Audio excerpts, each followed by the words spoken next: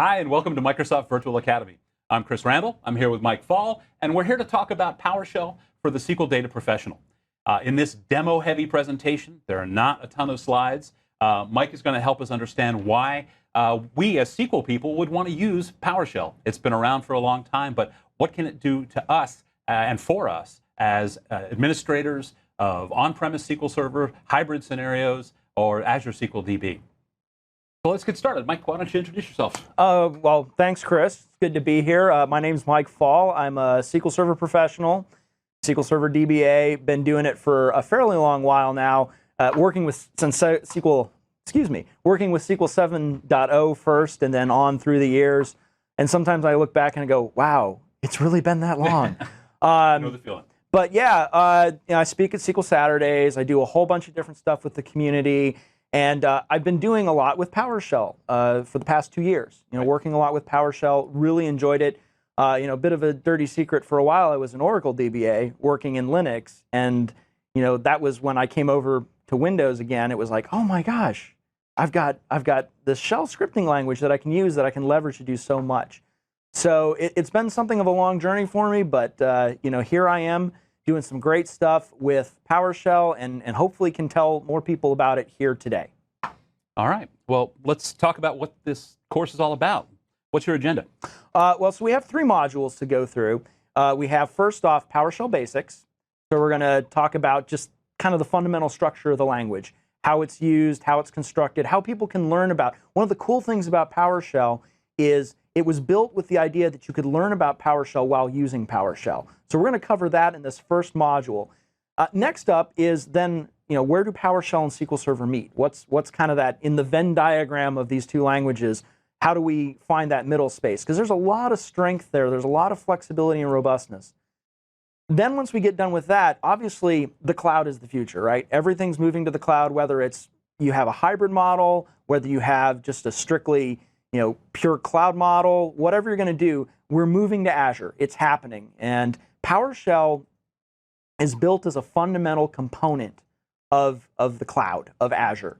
And so we want to look at how we can use PowerShell to spin up Azure VMs, Azure SQL Database, and how we can make use of that whole model. So if I'm a SQL DBA who's going to learn PowerShell to work with on-premise SQL Server, is that going to give me a running start toward learning how to use it against virtual machines or against Azure SQL? Oh, yes, absolutely. Cool. Absolutely. All right. Well, let's dive in. We've got module 1 is your PowerShell Basics.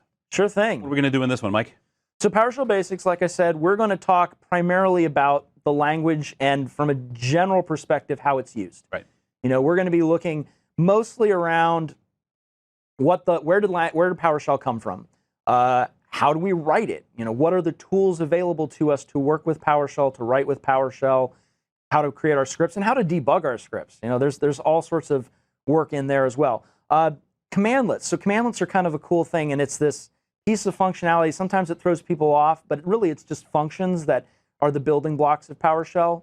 We're going to talk about the object-aware nature of PowerShell. So PowerShell is kind of cool versus some other scripting languages where it realizes that objects are out there. It has some relation to object-oriented programming. I don't think of it as object-oriented. I think of it more as object-aware, but we'll get into that. And then pipelining is a nice feature of scripting languages that allow us to extend out functionality and really leverage this robustness of, okay, well, I like to think of it as I can do anything in PowerShell in one line. Right. So that's where I can take the output of one command, pass it as the input of another, let that do its magic, and pass that on to a third. Absolutely. Cool. Absolutely. Cool. So that's really the overall, this is what we're going to do in this first module. Right. So with that, do you want to just dive right in and go with the first module or first lesson? Yep. Okay.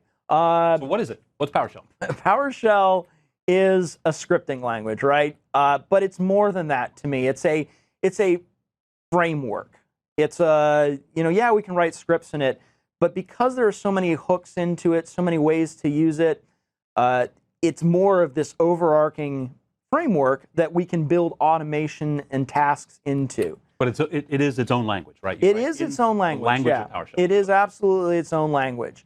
Now, it was first released back in November 2006, so it's actually been around for 10 years, and I don't think people quite realize how old PowerShell is. But it's been a little slow to adoption.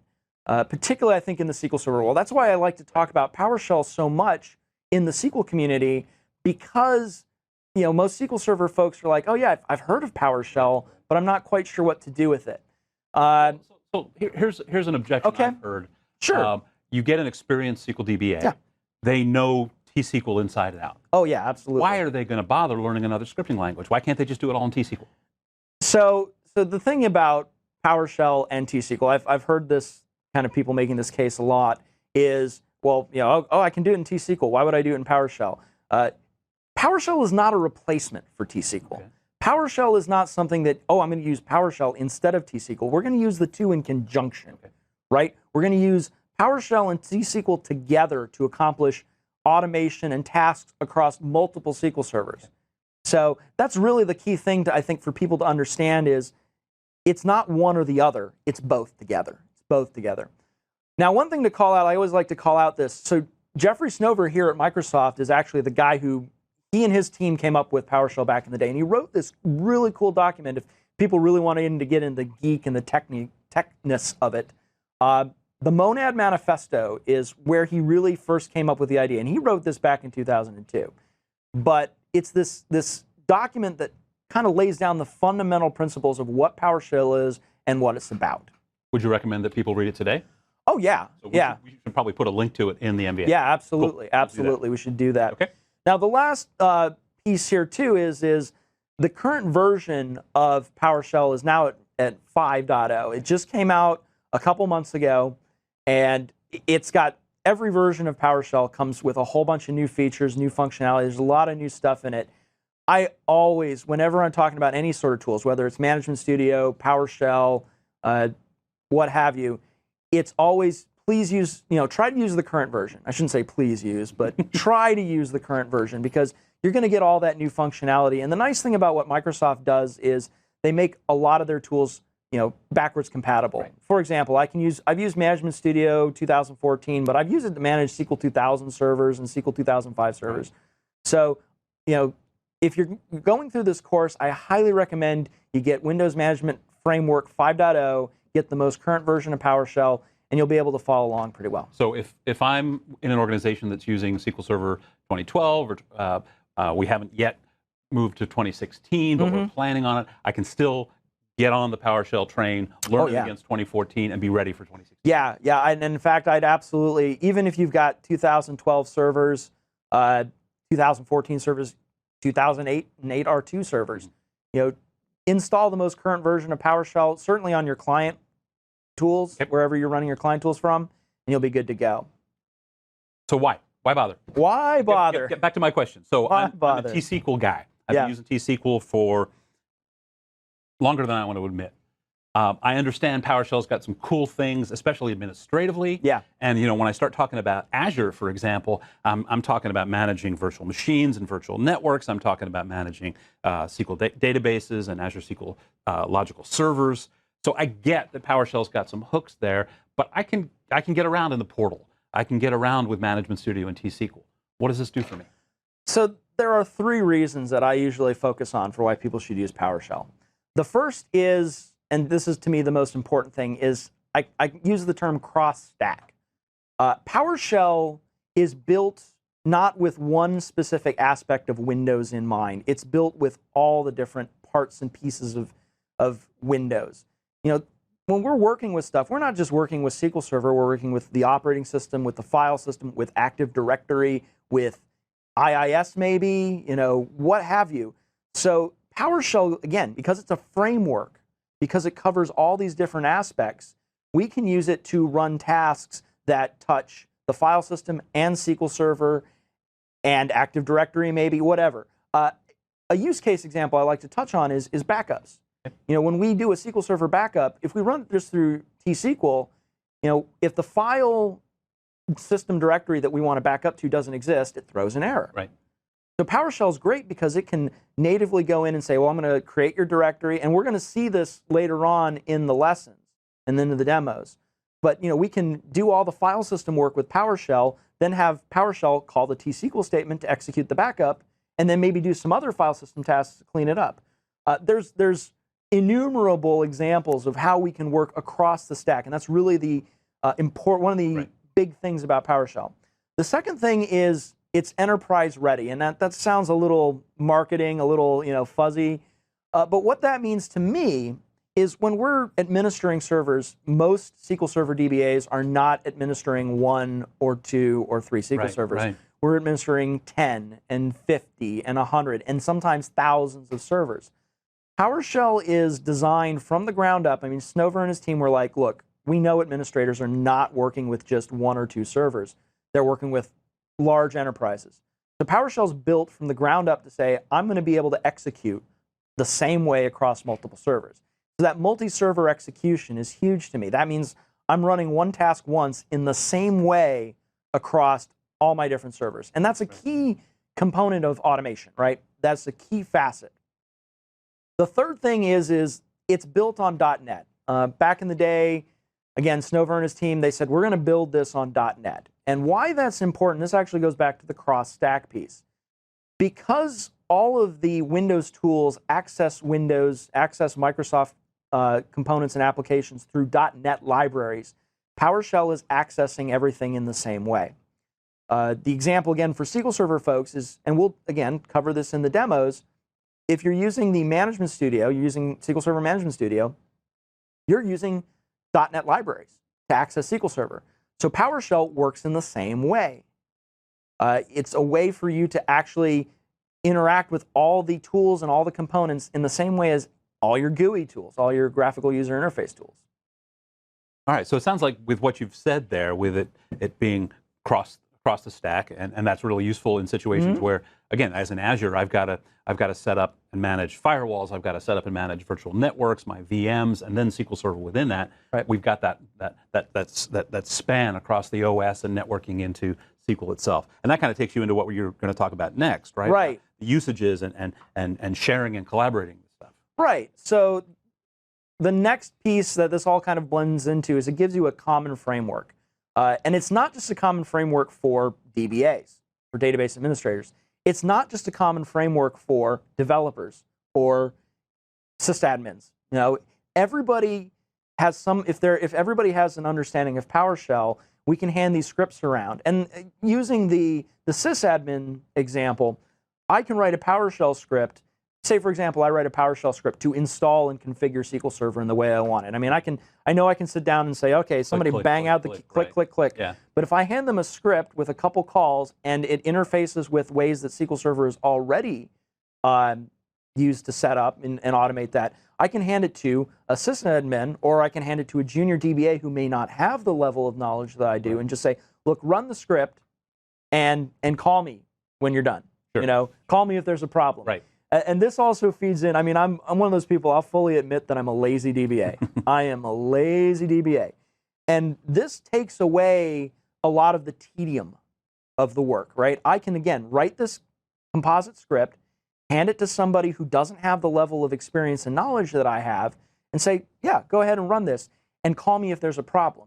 And that's going to handle 90% of the work. And so that's why, to me, the common framework for automation of using PowerShell is again, another huge advantage.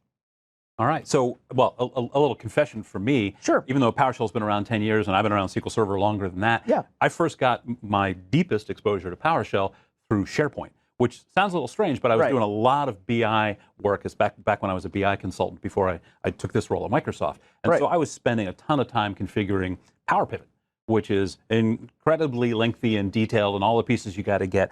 And so I really rolled up my sleeves and got into scripting that through PowerShell, and then realized, well, I probably should have been doing this with SQL Server all along. So now I'll probably learn the right way to do it. Okay, well, that wraps up our first lesson. Good intro to PowerShell. Let's dive into our next lesson after a short break. We'll be right back.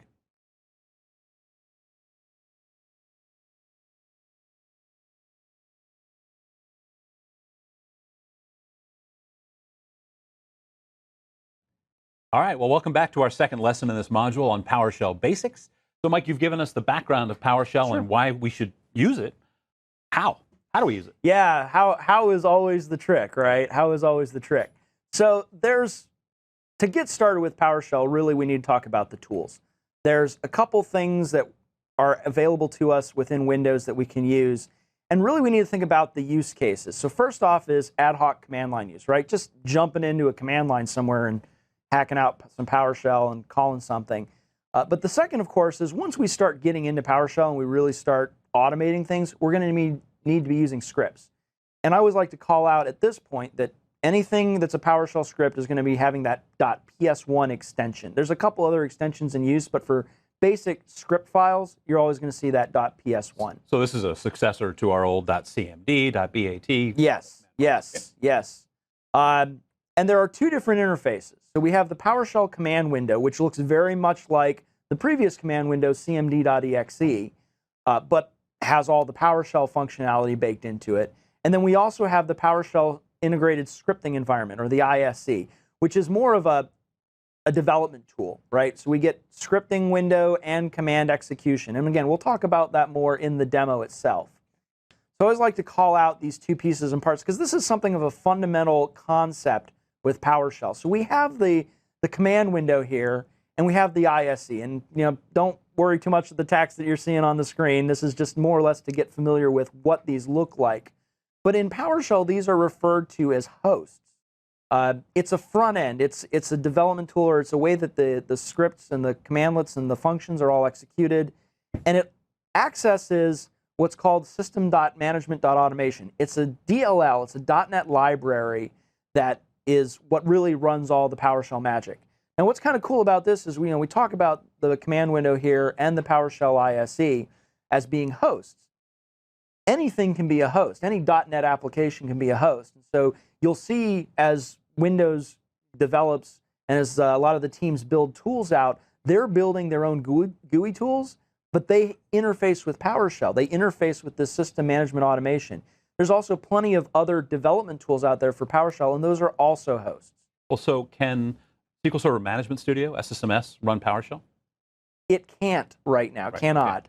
Okay. But it might. The SQL Server tools team has done a lot of great work over the past year, and there's a lot of stuff coming into play. So who knows?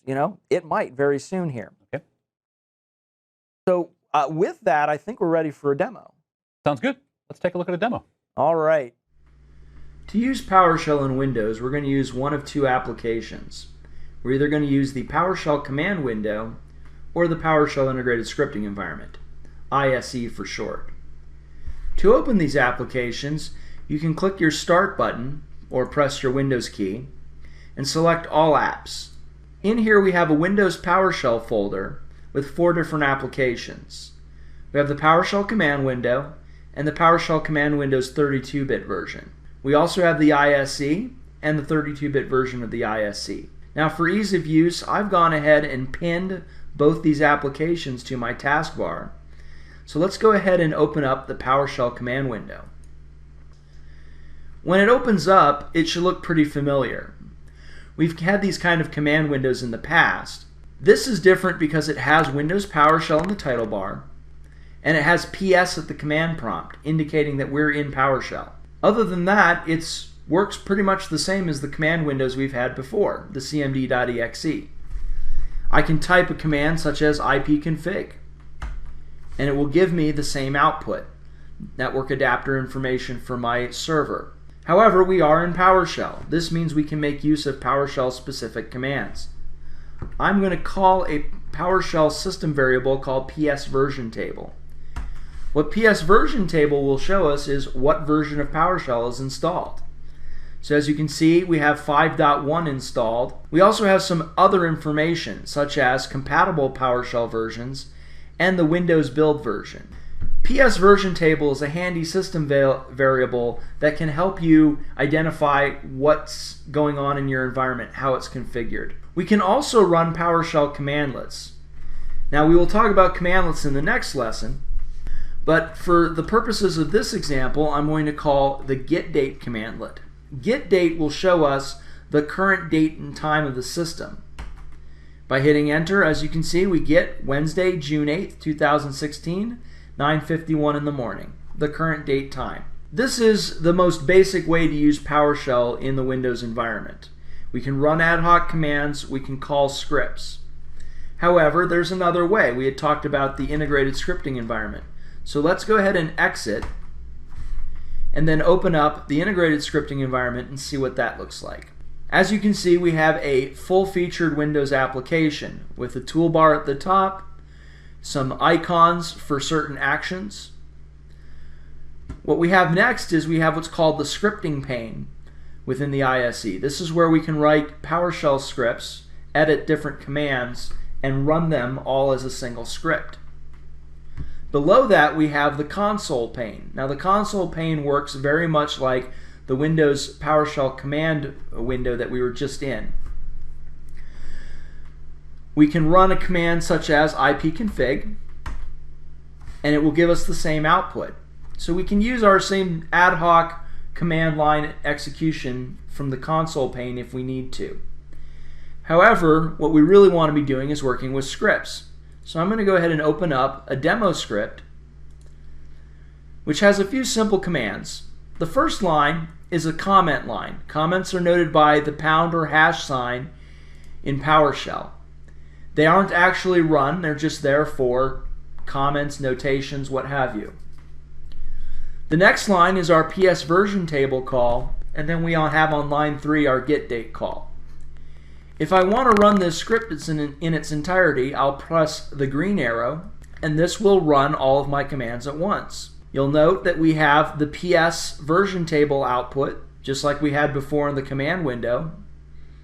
We also have our getDate information. Now you'll notice it's formatted differently, and this is a function of having all the commands run at once. PowerShell is trying to identify a format that it can use across all your commands. If we wanted to just see the individual execution of the commandlet, we would select getDate individually and press this green arrow with a box behind it, and this will run only the immediate selection. When we run it, as you can see here, we get Wednesday, June 8th, 2016, 9:53 in the morning. We only get that one line of execution.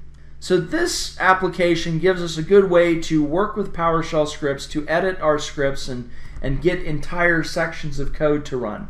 We can still use the ad hoc functionality within it. There's also some customization that we can do of the integrated scripting environment. These 3 buttons here help us lay out the script pane and the console pane together. With this first button selected, as you can see, we have the script pane on top and the console pane on the bottom.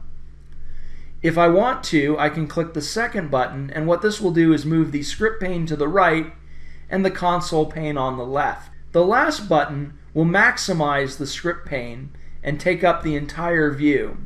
If I ever want to see the console pane from here, I'm going to click this little arrow in the upper right, which will hide the script pane and show me only the console pane. So you have several different options to arrange how you want to edit your scripts. So there was the demo on using the different PowerShell tools, the command window and the ISE. So that's really where you get started. That's the beginning of everything. And so now we need to figure out what to put into those yes, commands, right? Yes. It's all about commandlets. Absolutely. It is all about commandlets. So commandlets are, it's a funny term that people are like, they're not quite used to. And what people are probably seeing right now is this big wall of text, right? So take all of that, put it into 2 words. If you had to describe a commandlet in 2 words only. Well, really what a commandlet is it's a function. Right. That's really all it is. Okay. The reason that the commandlet term was chosen specifically was it was something that the Windows PowerShell team, when they're putting the language together, they said, we want people to be able to find our functions when they're looking for help, without getting cluttered with everything. Because if you do a search on a function, you might be getting Java, you might be getting C#, you might, whatever, right? There's all sorts of functions out there.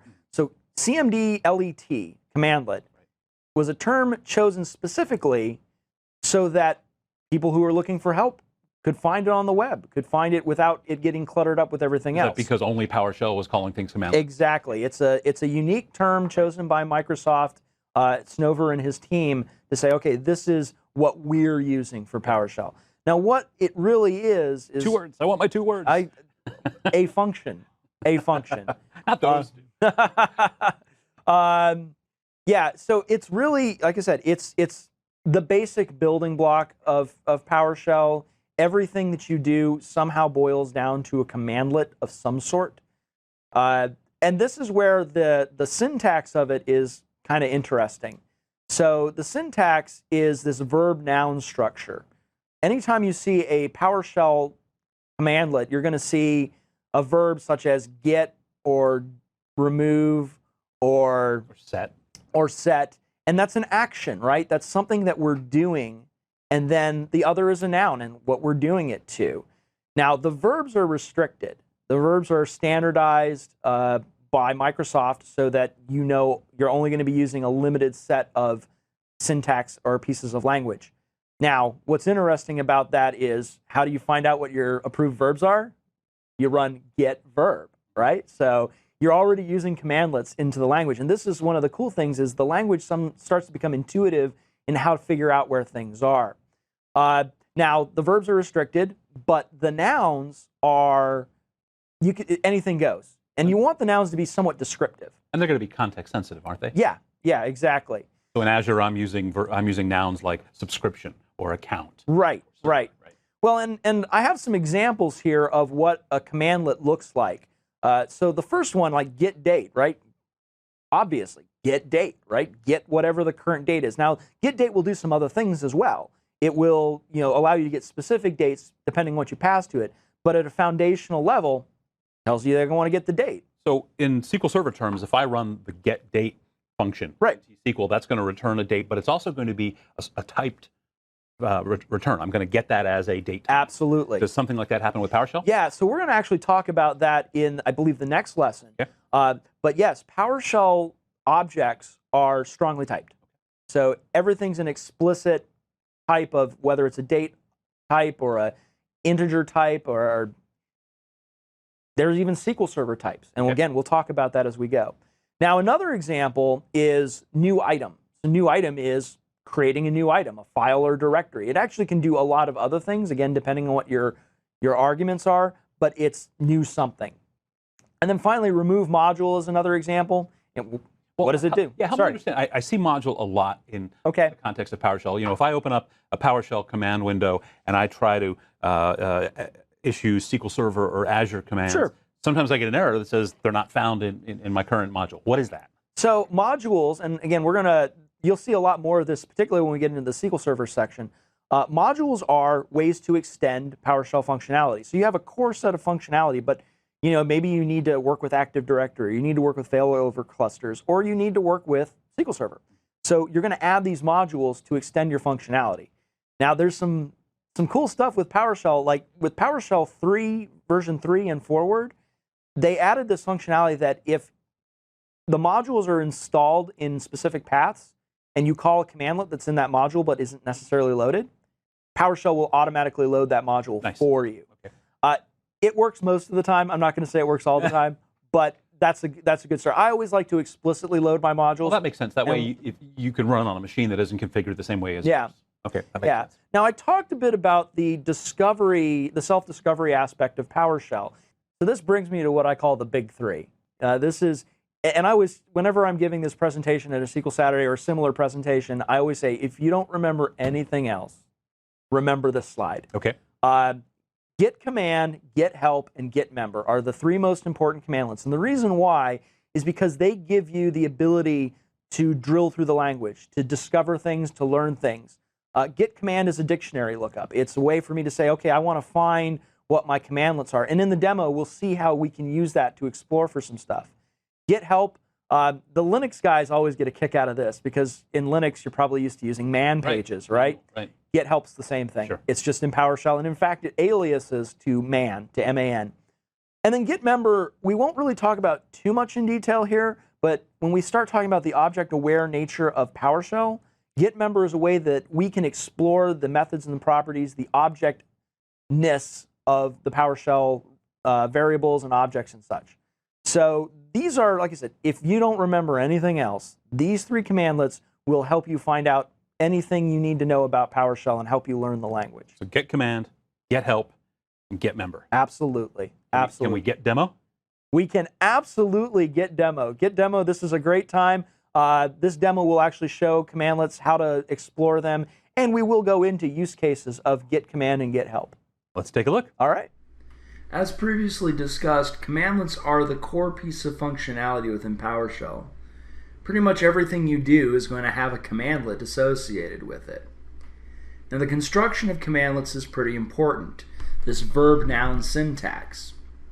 What this is this is something that allows users of PowerShell to find useful commandlets for what they want to do. The basic example is using getDate. Now we've seen the getDate commandlet before. This construction of it should make sense now at this point. We're going to get date. The construction, the wording of the commandlet in and of itself tells us exactly what it's going to do. So if we run it, it will give us the current date time, Wednesday, June 8th, 2016, 10:47 in the morning. Now with considering these verbs and the standardization of them, we might want to say, well, I want to see a list of all my verbs. Of course, to do this, there's a commandlet called getVerb to get all the available verbs to us. And if we run this, we'll get a list of all the different verbs and the different areas of functionality they're associated with. Now there are quite a few, and we're not going to really go through them.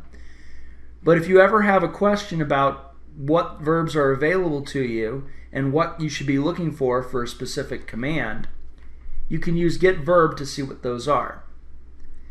Now getCommand is one of the more important commandlets in PowerShell and one that you should always remember. It's a dictionary lookup. It's a way for you to look at the commands available to you, the commandlets available to you, and pull them up. So I'm going to just call getCommand to get an entire listing of all the commandlets that I have installed. You'll note that there are quite a number of them. And we have a lot of information as this flies by us. Commandlets, the names of them, the versions, and the module that they're installed with. If we hide the script window and just scroll up for a bit, you'll see that there are many, many commandlets. So you have different commandlets for different areas of functionality within PowerShell. Pretty much anything you can do within the Windows operating system, you're going to have some related PowerShell commandlet for it. Now if I wanted to filter this lookup to look for only specific commandlets, I can filter on the name. And then, for example, I'm going to look for all commandlets that have new in the name. If I run this, now we get a list of only those commandlets. So you can see that we have things like new time span and new service and new variable. And there are quite a number of new commandlets. So if you're trying to figure out something that's available to you, using these wildcard searches is a great way to do it. Now once you've found the commandlet, you want to get information on how to use it, and that's where getHelp comes in. GetHelp is one of the second most important commandlets to use. And we just call it simply by calling getHelp and the commandlet we want help information on. So I'm going to call getHelp getCommand.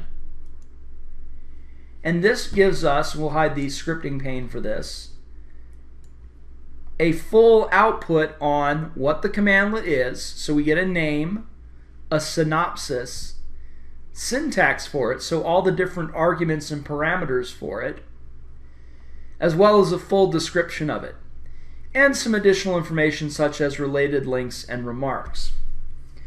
However, there's a lot more information actually available to us. Let's go back to the scripting pane, and now I'm going to run getHelp getCommand with the full switch.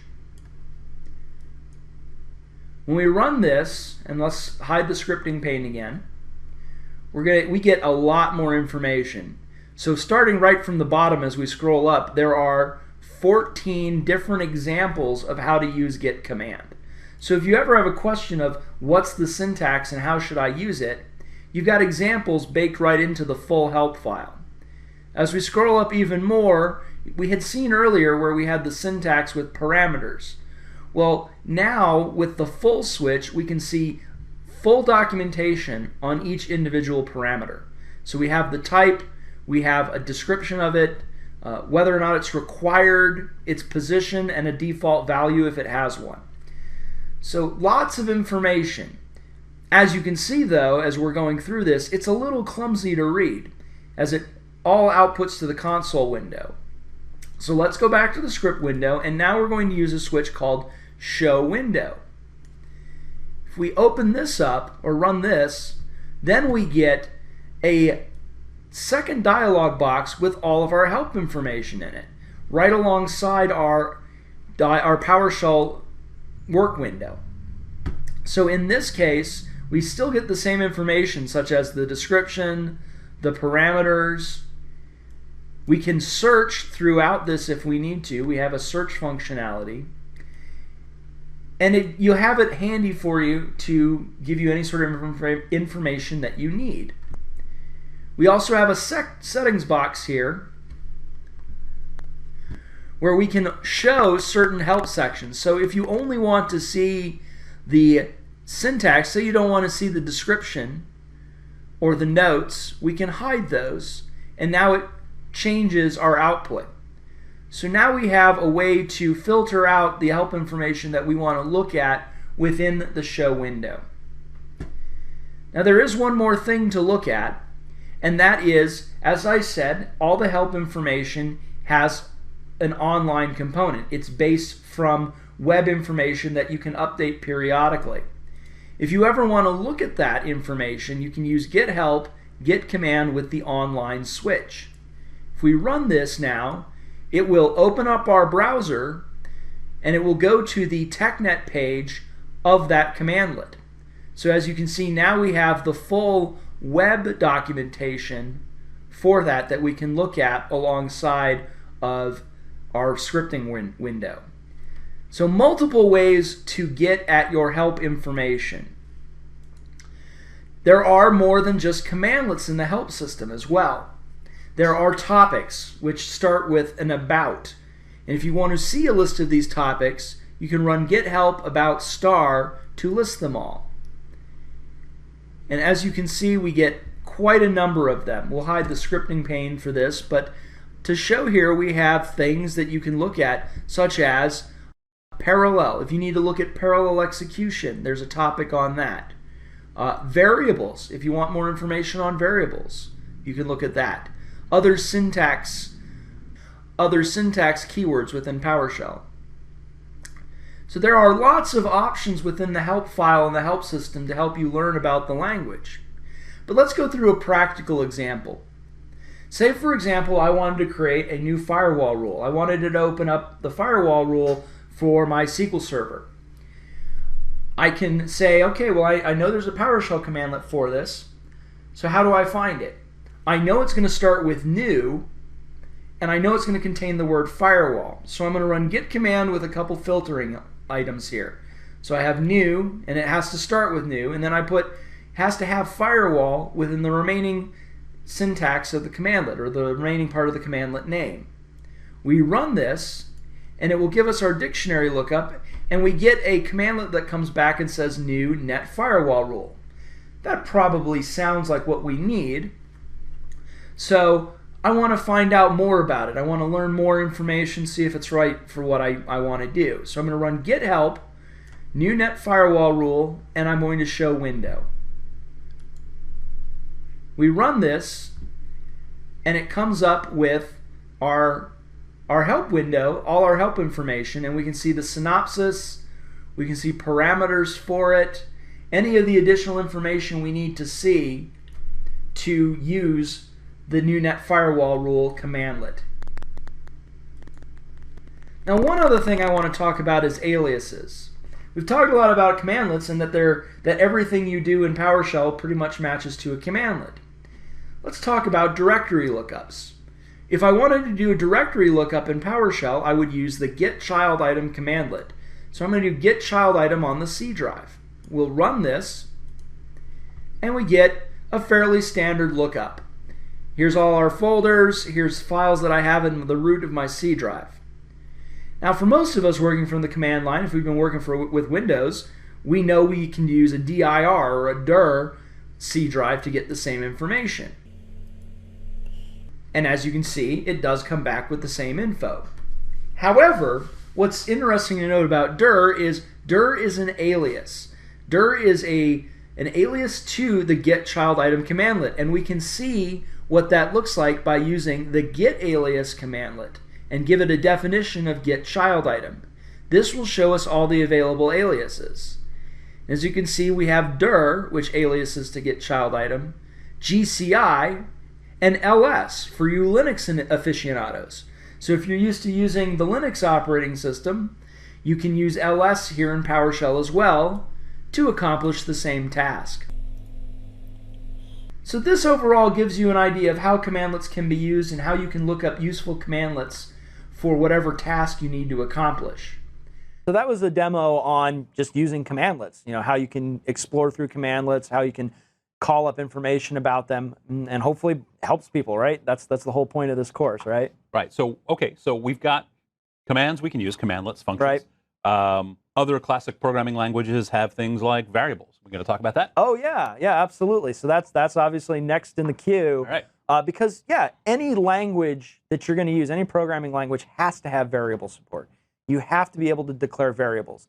In PowerShell, it's no different. Now, the thing about PowerShell and the PowerShell variables is, particularly when you talk about scripting languages, it's a little different. Now, first off, let's talk about what defines a variable. Anytime you see something with a $sign in front of it in PowerShell, that's a variable. Okay. So, dollar $food, $bar, $lunch, okay, whatever. Now, this is another thing that I say a lot, and people are like, okay, Mike, we get it. Everything in PowerShell is an object, and this is unique, or I shouldn't say unique, but this is different than certainly Corn Shell or Bash Shell and a lot of previous scripting languages where everything was like a string or a number, right? PowerShell, a lot of its richness and functionality comes because everything is an object. Everything has these things called methods and properties. Well, so in SQL terms, right. Give me an example. If I'm going to be manipulating SQL Server using PowerShell, what are some of the objects I'm going to manipulate? You see, so that's the thing is it doesn't quite translate to a SQL Server model. It sort of does because when you have your properties, those are attributes. Okay. So let's say, for example, I have a table with columns in it, rows and columns. My primary key has a bunch of columns attached to it with data in there. So we might have our object and have all these properties associated with it that say, okay, here's the other things that define this object. Methods, though, are functions. Methods are specific actions that we can take. And if we look here, looking at the slide on the right, we can see what this actually sort of looks like. So we declare a string variable called t, and I give it the value of hot. Now, this is a system.string, a .NET string variable. And attached to that is some methods, and the methods and the properties. Now, the property here is length. This is an attribute that doesn't change as long as the value of t remains hot, and it's always going to be 3, and we can just call it as an attribute. But let's say, in SQL Server, it would be car index, right? We would do a car index lookup of where the letter O appears. In PowerShell, or in the .NET model, I should say, it's index of. And so it's just a function we call to say, okay, where's the letter O? Because we could call the same function and say, where's the letter T, where's the letter H, where's the letter J, which would come back with a 0 because there's no index value of that. So this is really, to me, one of the key foundational pieces of PowerShell. It's this object-aware model because it gives us this richness of data, really, around our variables, how we're declaring things. So with that, I think we're ready to jump into another demo here to see just how this works. Sounds good. Let's take a look at a demo. All languages need some sort of variable support, and PowerShell is no different. Variables in PowerShell are notated with the $sign. In this case, I have a string variable called string with $string as the name of the variable. I'm going to assign a value to it using the equal sign, and the value is this is a variable. If I run that individual line, you'll notice nothing comes back because what we've done is we've assigned the value into the variable. And now if we call the variable itself, we can see what that value is. And there it is. This is a variable. Now everything in PowerShell is a strongly typed .NET object. So every variable we create is not just a string or an integer. It is a .NET object relating to that. We can see that by using the getMember commandlet. I'm going to pass $string to getMember, and we're going to get the output Let's scroll up here and look at this. So the output first off tells us it's a type of system.string. And because of that, we get all these methods and properties. All .NET objects have these additional methods and properties which give us an extra level of robustness when dealing with our variables and the data contained within. So we can call methods, which are essentially functions, on those variables and what are contained within them, or we can look at properties, which are attributes of those variables. Now, as I said, everything's a strongly typed .NET object, and this goes for dates. So let's create a date variable, and we're going to use getDate to create it. We're going to call the current date. We will assign that value, and now when we call that value using the variable, you'll see that we have the date of Wednesday, June 8th, 2016, 12:24 p.m. To investigate what type of object this is, we're going to take that variable and pipe it to GM, which is the alias for getMember. And as we scroll up and look at the output, you'll see that we're dealing now with a system.dateTime object, and our methods and properties are relating to a datetime object, not a string object as we were previously looking at. If we look at that a little more closely in detail, we can call those methods and properties by using dot notation. So in this case, I'm calling $date, and I'm going to look at the day property. I'm going to look at the day of the week property, the day of the year, and then because the date that I grabbed was the local system date time, I want to run a function to universal time to see what my UTC time would be. So we're going to run these 4 lines. And you'll see that our output now is 8 is the day, so it is June the 8th, so there's our 8. It's Wednesday, which is the middle of the week. It's the 160th day of the year, and UTC time is Wednesday, June 8th, 2016, 6:24 p.m. So already we can see that we have a whole additional level of functionality using these strongly typed .NET objects to see different parts of our data and expose different aspects of it. Now what we've been talking with so far is implicit data typing. You'll notice that we didn't declare anywhere in there what type of data was when we created the variable. We can do explicit data typing if we want to say I want my variable to hold a very specific type of data. In this case, I'm going to create a string variable called dateString, and by using the brackets in front of it, bracket string bracket, we're going to explicitly type that variable as a string variable. And then I will assign the value of getDate to it, which would be the current date. Now if we call the output, call that variable, we will see that the output is 6/8/2016, 12:27, and the formatting is different than what we've seen before. The reason for this is because now we're dealing with a string, and PowerShell is using our regional settings to appropriately assign the formatting to it. If we look at getMember for it using that GM alias, we can see that we're dealing with a system.string object. If we scroll up a little here, we'll just see that again. There's our type name, system.string, and all the methods and properties that would come with a string object. This allows you to control what types of data you're working with if you feel that's necessary. However, most of the time, implicit data typing is going to give you what you need. It all depends on what your use case is going to be. For another example of that everything is an object, I'm going to create a new file. I'm going to use new item, create a item type of file, and I'm going to create it in this path, ctemp, and it's going to be junkfile.txt. I'm going to assign the output of that commandlet to the $file variable. And now if we look at the methods and properties of that file object, you will see that we're dealing with a system.io.fileinfo object. So we're dealing with an entirely different type of object for our file, and this gives us other methods and properties. Let's go back to the script pane and look at some of those properties. Let's say I want to look at the name, or the full name, or the extension, or even the last write time of my file. We'll run this, And our output is, our name is junkfile.txt, the name of the file itself. We have the full name, which includes the path, and we know that it's a .txt extension. The last write time was Wednesday, June 8th, 12:28 p.m. So very quickly we have access to different types of data around our objects.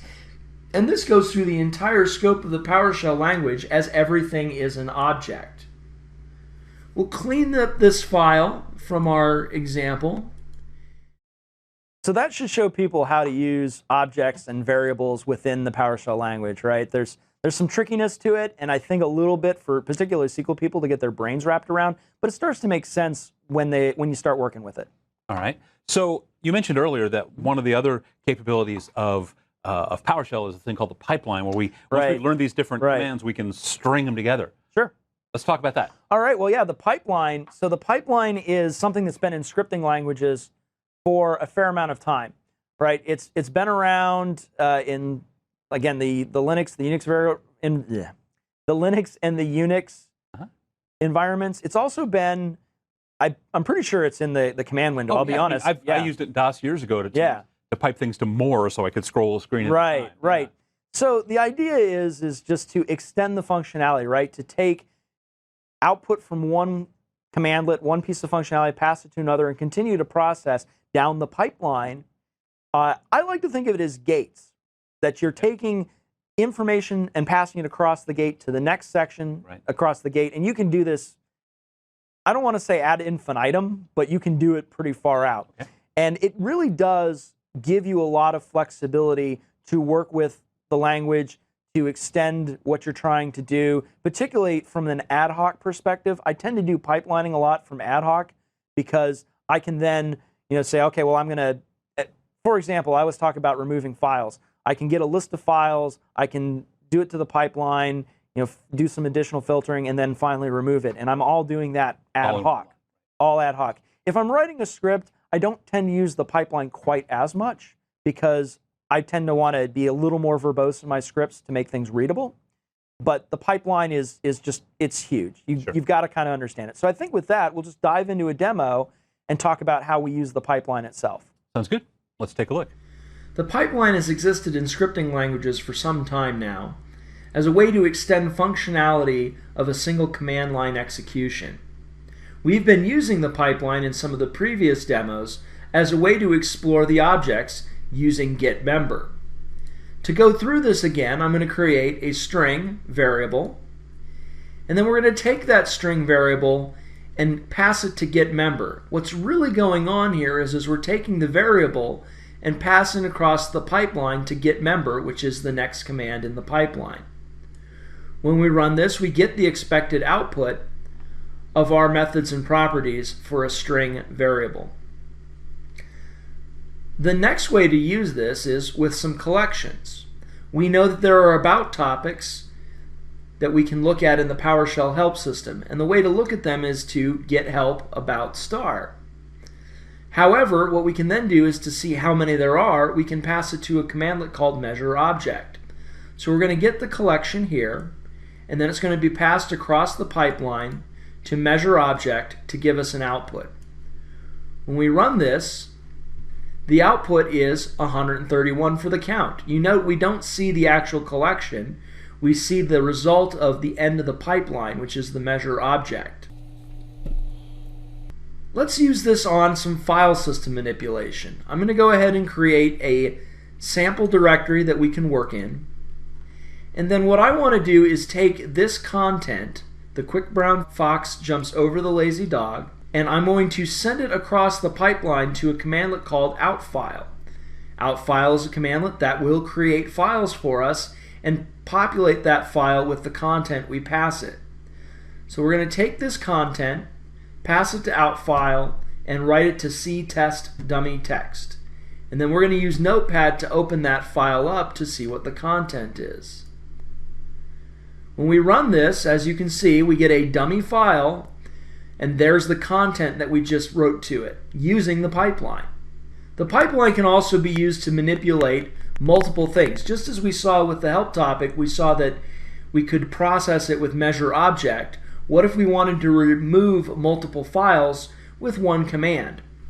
I'm going to go ahead and create 4 additional files in the test directory. We'll do a quick clear screen and then do a directory on ctest to see what's in there. And as you can see, we have 5 files, the dummy and junk 1, 2, 3, and 4. Now what we can do is that directory gives us a collection of files. So if we run the same directory lookup and pipe it to remove item, we can delete all those files with one action. You see that it doesn't give you any sort of output or feedback, but now if we do a directory lookup on ctest, there's nothing there. This also stresses an additional point. PowerShell is a very sharp knife. You should be careful you don't cut yourself with it.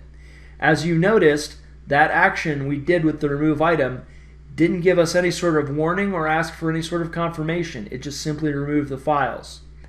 So be careful when you're working with these commands and the pipeline to make sure you don't do anything that you don't want to do. So let's get a little fancier now. One thing that SQL Server administrators always like to know is how much free space is left on their servers. We can do that using one line of PowerShell extended out via the pipeline. There is the WMI, or the Windows Management Interface, and we can use getWMI object to access that. We're going to use that to get the Win32 volume class, which will show all attached volumes for our server. Now we want to filter on that a little bit because we may not want to see all those, so I'm going to pipe that to where object and filter it on drive type equal 3, drive type being a property of the Win32 volume output. Next, I'm going to pipe it to sort object, and I want to sort by the name. I want to look at my drive letters ascending to descending. And then finally, I want to output certain fields with certain formatting. So I'm going to use the format table commandlet with a bunch of other stuff. And don't worry too much about this. You can look at it at a later point. But really what we're doing here is we're just doing some formatting to get the output looking the way we want it to. And when I run this, I have a quick and simple report of how much free space is left on my server. Now I only have one drive on this demo server, but if I had multiples, including mount points, they'd all show up here. The next useful pattern is deleting old log backups, or deleting files in general.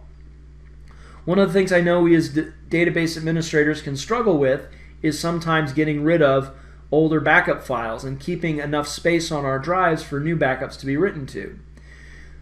What we can do with PowerShell is manage that quickly and efficiently. Instead of having to go through and pick manually through your file folders to find the files to delete, I can get rid of most of my old files with one line of PowerShell using the pipeline.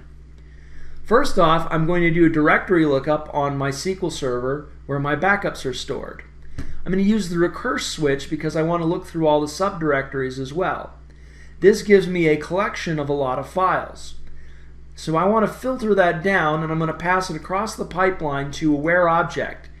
And I only want to filter on transaction log files with a last write time older than 3 hours ago. Finally, I'm going to pipe it to remove item, and I'm going to use the what if flag just to say, show me what you're going to do, but don't really do it.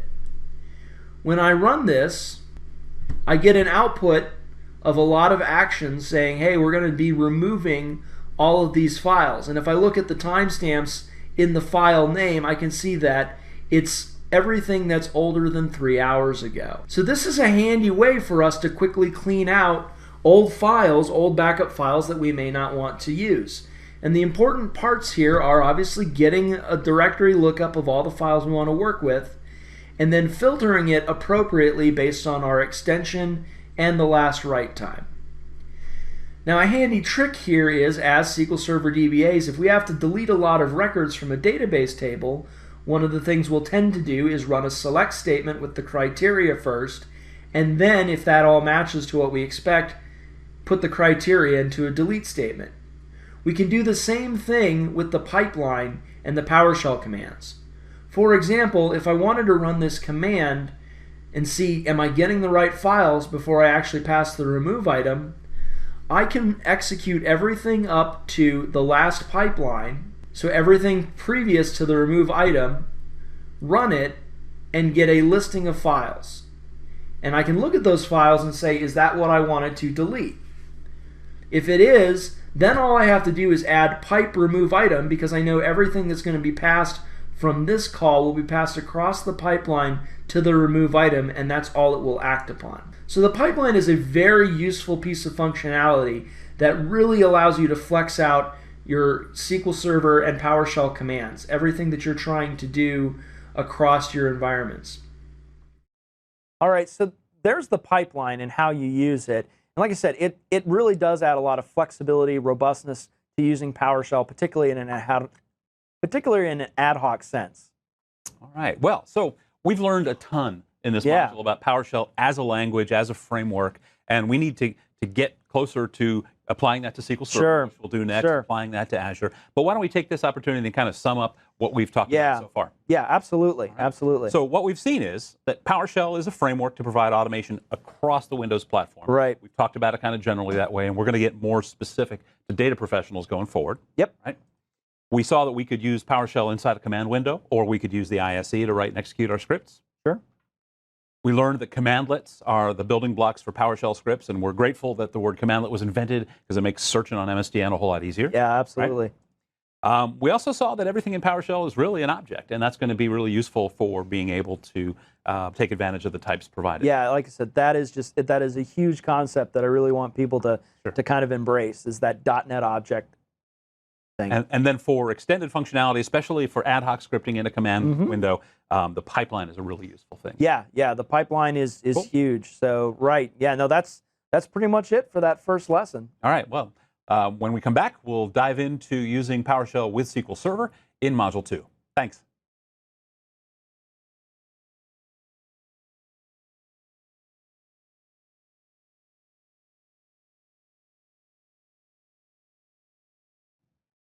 Hi, welcome to Microsoft Virtual Academy.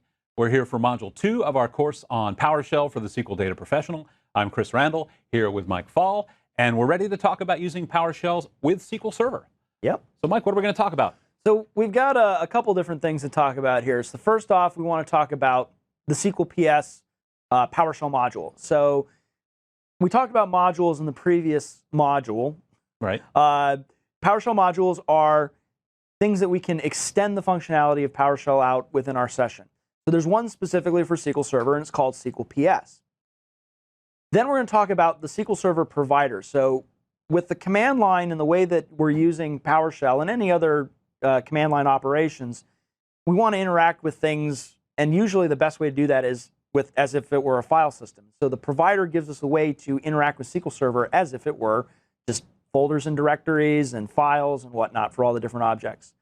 Then we're going to talk about SQL Server specific commandlets. So commandlets, again, the basic building block of PowerShell, functions that allow us to do things. And there's a set within the SQLPS module that are specifically meant for managing SQL Server and SQL Server operations. So are we going to be able to initiate backups and restores using these commandlets? Backups and restores, calling SQL and SQL Scripts.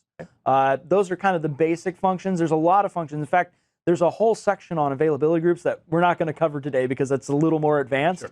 But there's a bunch of different commandlets to execute different SQL Server tasks, yes. Next up, we're going to talk about the SQL Server management objects. So the SMO is a .NET library that PowerShell can interact with, just like anything else. Again, we go back to PowerShell's built on .NET. So the SMO allows us to interact directly with these, to maybe do some more stuff with SQL Server that we couldn't do with the commandlets. Next up, we're going to talk about PowerShell and the SQL Server agent. So with, I believe it was with SQL Server 2008, when they introduced PowerShell with SQL Server together, they gave us the ability to run PowerShell scripts as SQL agent job steps. So we're going to talk about that. So instead of using T-SQL as the source of the job, we can use PowerShell. Absolutely, absolutely. Cool. And then finally, one thing I always like to do when I instruct PowerShell to people and show them PowerShell with SQL Server is, what do I actually use this for? What's some practical use cases? So we're going to go over some practical use examples of PowerShell and SQL Server, some tasks that I've automated in the past, and how I've gone about it. And we're going to have lots of demos along the way. Lots of demos along the way. Lots of demos. Well, let's dive right into SQLPS. All right. Well, yeah. So SQL Server PS or SQLPS is PowerShell module. Now, it was introduced with SQL Server 2008 R2, I believe, and contains two areas of functionality: the provider and commandlets. We talked a little bit about the provider and the commandlets already, and this is really the breakout. There's not much more else in the PS module, but these are pretty big areas. Mm-hmm. We load it using the import module SQLPS command. So import module, again, going back to that verb noun nature of PowerShell, import module says we're going to load a module into our PowerShell session, and SQLPS is what we're going to use. And so once I've done that, I've got access to the PowerShell. You've got access to all of it. Server. Now, again, kind of calling back, if it's installed to the right path and you have greater than PowerShell 3.0 installed, then you can call a commandlet and we'll automatically load the module for you. But it doesn't hurt to import it. I always like to explicitly import modules when possible. Now, the one other thing is it does require PowerShell 2.0 to execute. Now, we're on PowerShell 5, so that shouldn't be a problem, but depending on 2.0 or greater, or you need 2.0 and 5? 2.0 and greater. Okay. So one of the things that we hadn't really talked about, but with each version of PowerShell, they've supported all the previous stuff. Right. So if you have PowerShell 5, you can support everything back through history. Now, one thing I do want to call out is, some people might see this in the documentation from Microsoft, that SQLPS is being deprecated. So there's a subtle difference here. There's this thing called SQLPS.exe, which is a command line executable that loads the SQLPS module and sets a few other things. Perfectly honest, I really don't use it because I use everything straight up from PowerShell. But it does, if you do a right-click in Management Studio and you say Start PowerShell Task, it's going to run SQLPS and get that all loaded. That's going away eventually, right? It's the same with any sort of, whenever something comes up on the deprecation list, you don't know when it's going away. It's just going away at some point. So we'll just continue to use what we've already started to learn how to use, which is the PowerShell command window or the ISE, import the module, and off we go. Yes. And I'm only calling this out kind of as a technicality. Now, some people also might ask, well, how do I install it, right? That's obviously a big question. Anytime you install any SQL Server component, you're going to install the SQLPS module, which is kind of nice, but at the same time kind of frustrating because I can't install it separately. I have to install some SQL Server component. Usually, and honestly, right now that Microsoft has broken out SQL 2016 Management Studio into its own release, you can install that separately. As soon as you install the most current tools with the Management Studio, you get SQLPS. So just to make sure I'm clear on that, the path of least friction to get SQLPS is just to install the monthly Ssms build, right? Exactly. All right. So with that, why don't we just dive right into a demo here and show what SQLPS is all about, how we load it, how we start working with it. Sounds good. Let's take a look at a demo. This demo provides an overview of the SQLPS module. The SQLPS module is the PowerShell module specifically designed to manage SQL Server through PowerShell. To load the module, we're going to use the import module command and call SQLPS as the module we're going to load. Executing this doesn't really give us anything back, but the module gets loaded into memory. We can see what commands are available to us in the module by using git command module SQLPS. Executing this gets us a list of the commandlets, their names, and the version of them, as well as that we're in the SQLPS module. In total, there are 46 commandlets, 1 SQL Server provider function, and 2 aliases that are used to work with commandlets existing in the provider.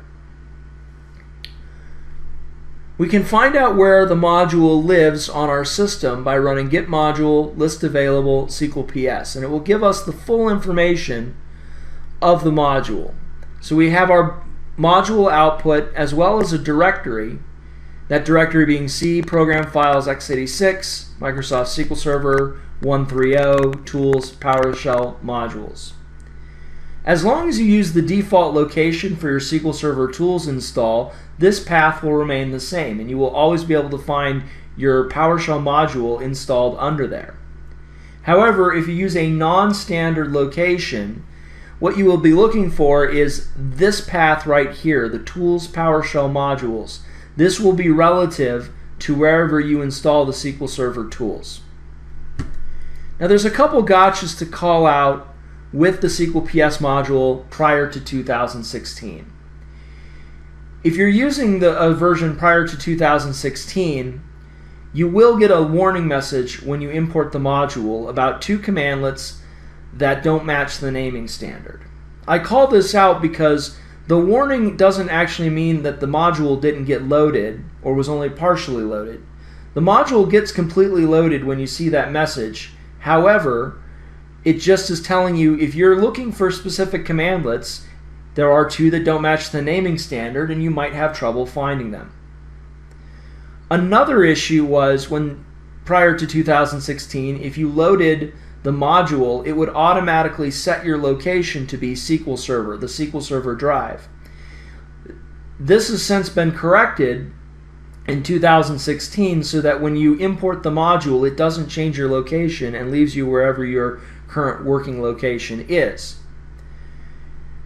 These 2 items are important because it stresses why you should always be using the most current version of the SQL Server tools. You can easily manage previous versions of SQL Server with the updated version of Management Studio. So I strongly recommend that if you are going to be working with it, you get the most recent version of the SQL 2016 Management Studio and the SQLPS module. So that was the basic overview of what the SQLPS module is, right? We get the commandlet, we get the provider, we can load it, and that's just how we get started. But there's a lot more to it.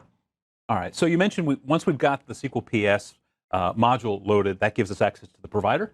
Absolutely, absolutely. Let's talk about the provider. Yeah, so the provider, well, let's think about it for a bit. You know, we step back and we say, okay, we're working with a scripting language. What does that mean? Well, that means we're doing everything from a command line. We're doing everything from, basically all where we can do is just enter text. Right. We don't have things that we can click on, and that somewhat limits what we can do. So the idea is that when you work with a provider, and there's providers for everything, right? There's not just a provider for SQL Server. There's a provider for Active Directory. There's providers for the registry keys. And these providers allow us to get into these parts of the Windows stack, the Windows platform, and work with them as if they were a file system. So we're used to changing directories and drilling down through folders and all that. Well, the provider says, okay, well now we're going to do that, but with SQL Server, we're going to drill down into servers and into databases and to logins. So your path, I shouldn't say your path, your prompt in the command window, instead of being drive letter, folder level, is going to be SQL Server name, database name, table name. More or less, right? So to get the provider, we're going to go ahead and import the module. And once we do that, then we can do change directory SQL Server. And now we're in the SQL Server provider. We're not in a specific SQL Server. But then we get this, as you said, command line. You know, what are we looking at for the folder path? Right. And this is a pattern that this isn't like strictly what we'll see when we would show up. But this is the sort of pattern that all the SQL Server components are going to show up with in the provider. We're going to have the SQL Server drive, and that's the SQL Server colon, right? And then SQL is the folder. This is the part of the engine. If we actually, and we'll see this in the demo, there are other components that we can work with within the provider. Okay. And then we'll have a server name or a host name, and then because we can have multiple instances, right? We can have a named instance, or we can have the default instance. Then we'll have that folder as well. And you just browse down through that, and then into databases, or into logins, or into tables, so on and so forth. So coming at this from a T-SQL perspective, I look at this and I think, oh, this would be an interesting way to get a list of all the tables in this database. Right. Whereas in T-SQL, I might do that by querying a system view. Right, right. And in fact, the system view, the DMV comparison is very apt because, and some people are going to probably ask that question. They're like, well, why would I use the DMV when I can use this? And we talk about that in the demo. Really, the reason for me is because we can go across multiple servers, and we'll see some of that again. Well, actually, let's just take a look at it right now. We'll just dive into a demo and see how the provider works and how we can leverage it more than just saying, oh, okay, great, I can go and look up a list of tables, right? All right, well, let's take a look at a demo on using the PowerShell provider for SQL Server. This demo shows how to use the SQL Server provider, a portion of the SQLPS module used to manipulate SQL Server as if it were a file system. Providers are a common piece of PowerShell and exist for many different parts of the Windows stack. To look at all of your providers, you can run git ps drive to display them. As you can see, we get a variety of providers, such as file system providers, which are the normal system drives that we're used to using, such as the C drive and the D drive. But we also get other providers, such as the alias, the environment, and several others. The one we're focused on is the SQL Server provider, which has its own drive letter that we can change into. Changing into the SQL Server drive is as simple as doing a CD. And then we'll do a dir to do a directory lookup of what's under the SQL Server provider. We have several different components all relating to SQL Server. The key point is we're browsing this as if it were a file system, but you'll note some familiar things, such as data collectors, or maybe SQL registration. The SQL Server engine is what we will focus on here, and it is under the SQL folder. And we can change directory into that with just a cd SQL. Now we're also going to go look at a specific SQL server, so I'm going to change directory into the SQL folder and then the folder underneath it for the machine I want to look at, in this case Picard. And then we will do a directory lookup. You'll note that what it displays is the instances installed on that machine. SQL Server can have multiple instances and have named instances.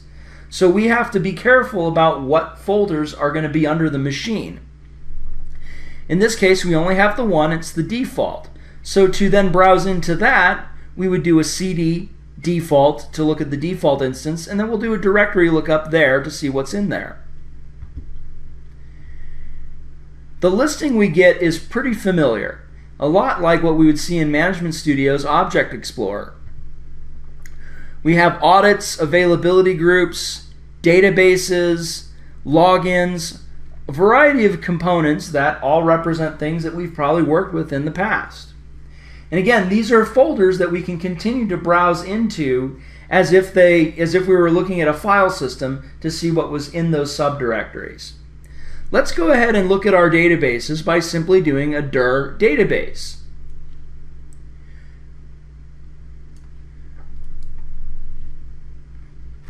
Running this brings up one record back for wide world importers and some information about that database. Things that we're probably used to seeing: the recovery model, the collation, and the owner.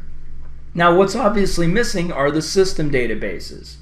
The reason for this is the way that the provider was implemented was to make all system objects hidden and only displayed if you specifically wanted to display them. To do that, we would use the force switch for our directory. So just like we did a directory of databases, this time we'll do it, but we'll use the force switch.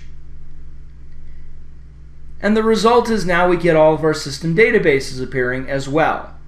So this is very useful, particularly for somebody who's used to working from the command line and browsing through file systems. As with everything else, everything in the provider is a .NET object. We can determine what kind of object is by doing the directory of databases and using the get member call to see what kind of methods and properties are available to us. There are quite a few, and once this completes, so what we will do is we will now look at the full console pane, and I want to scroll up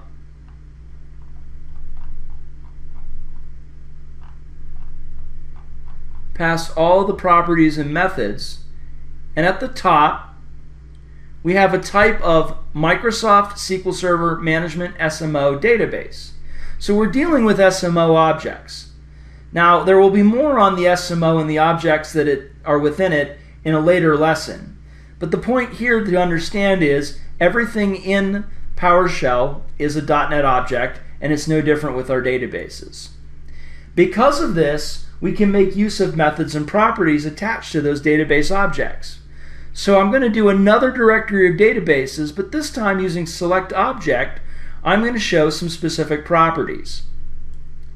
We'll run this, and the output we then get is a listing of our databases, but now we can see when they were created, their size, and when they were last backed up.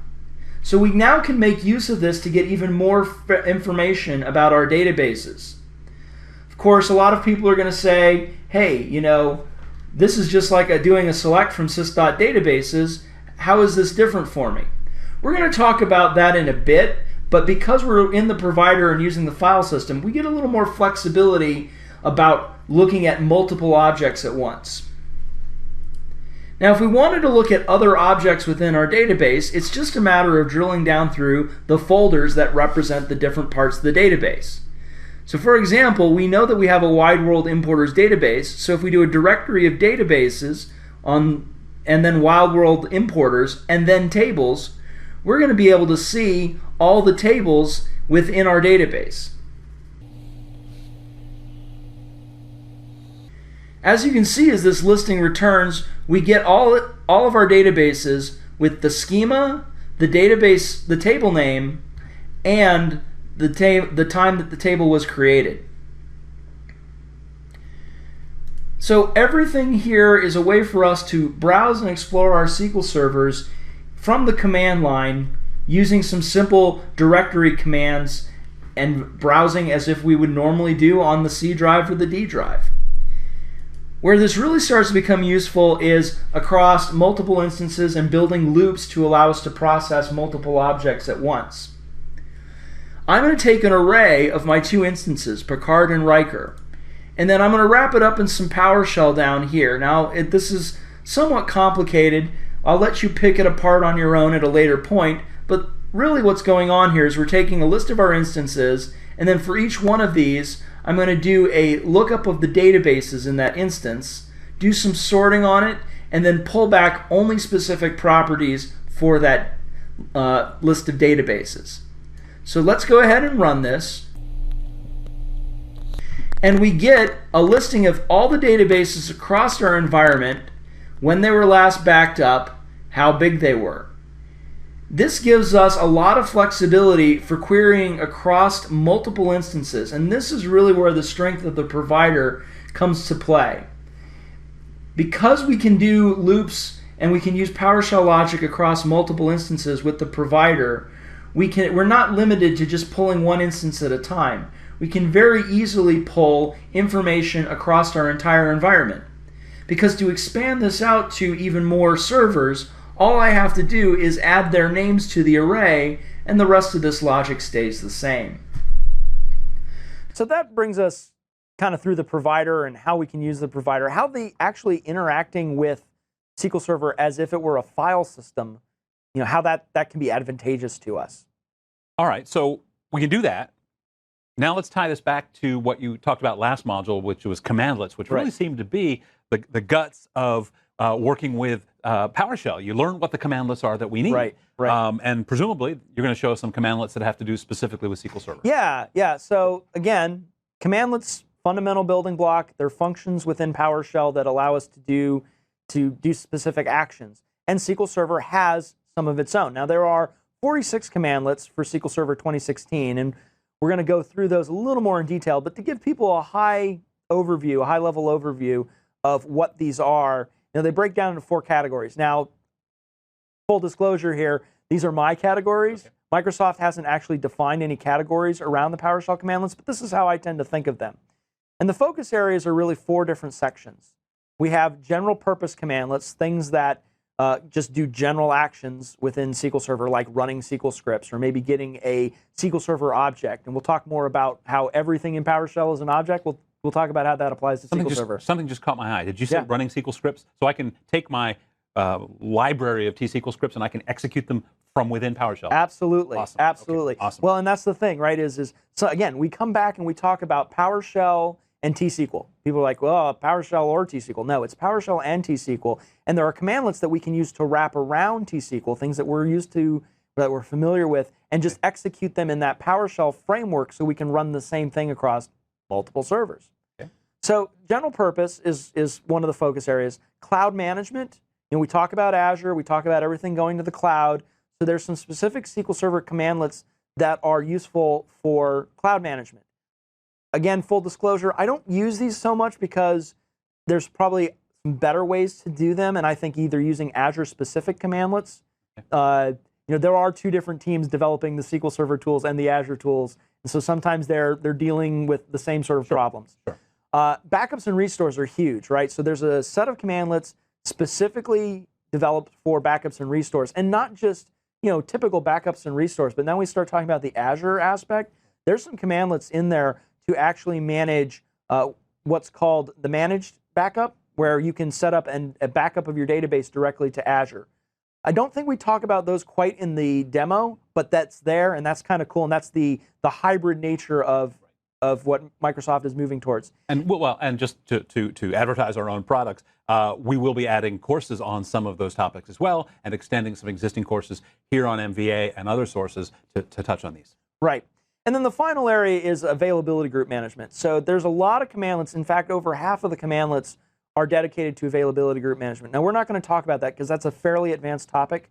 In fact, I have a whole other presentation I've given before on that, and there's just a lot of information to cover. But I want people to be aware that they're there and that they might want to use them down the road. So with that, let's dive into a little more detail here. Let's dump into a demo and see some of the commandlets, how I've used them, how some practical patterns around them, and what people might be looking for when they look at commandlets. Sounds good. Take a look at the demo.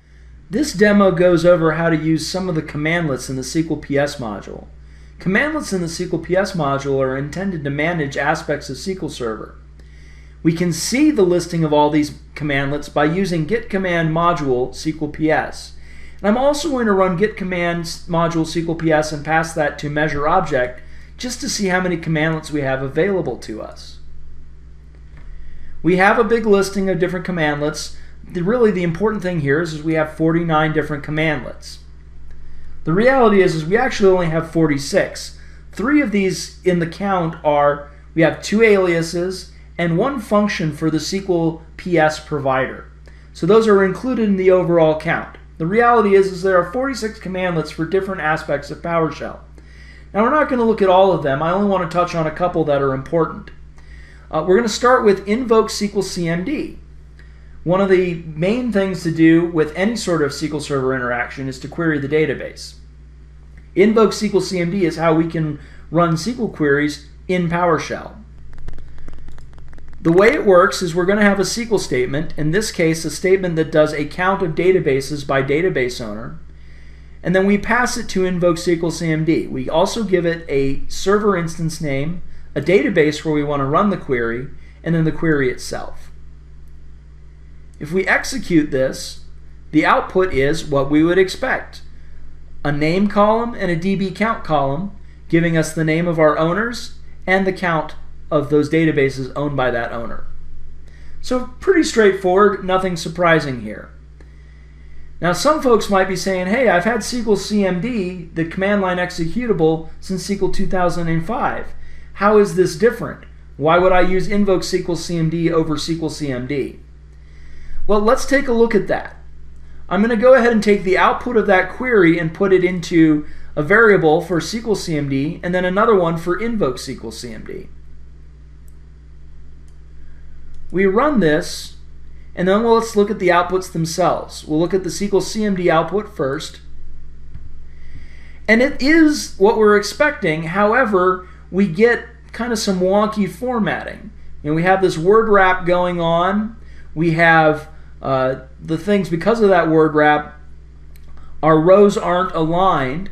So this is somewhat problematic. I mean, we get what we're looking for, but it's difficult to really make use of. Whereas if we run the Invoke Sql Cmd out, we get a lot cleaner formatting. And the reason for this is let's look at the types of objects we're dealing with. Again, everything in PowerShell is an object. So if we look at the objects in these two outputs, we can see that with Invoke Sql Cmd, we have a data row. With Sql Cmd, we have a string. So this is a key difference between the two outputs and why you would use Invoke Sql Cmd over the other. By using a data row object, we have a richer, more robust data type that we can work with. In fact, if we look at the whole output using getMember, we will see that we have this system.data.data row, and we have methods and properties specific to manipulating the data. What's most important is our columns appear as properties, so now we can reference them directly instead of having to do string parsing to look at specific columns.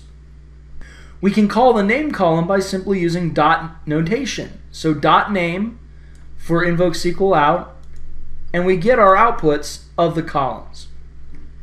So this is how you can query the database in PowerShell, and gives you a lot of flexibility for how you can work with your data once you get it out. The possibilities are endless for how you can manage this, and we'll see some other examples of this as we move through the other lessons. Let's now move on to doing backups.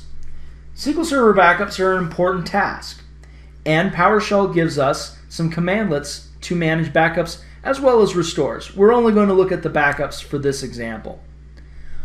First off, we have a backup SQL Database commandlet, and it takes some familiar arguments such as server instance, database that we're going to back up, a backup file, and then if we scroll over to the right, we'll see that there are some other switches such as initialize and copy only that we've come to expect as SQL Server backup syntax. Now I'm going to make the first call using this script parameter because I want to show you something.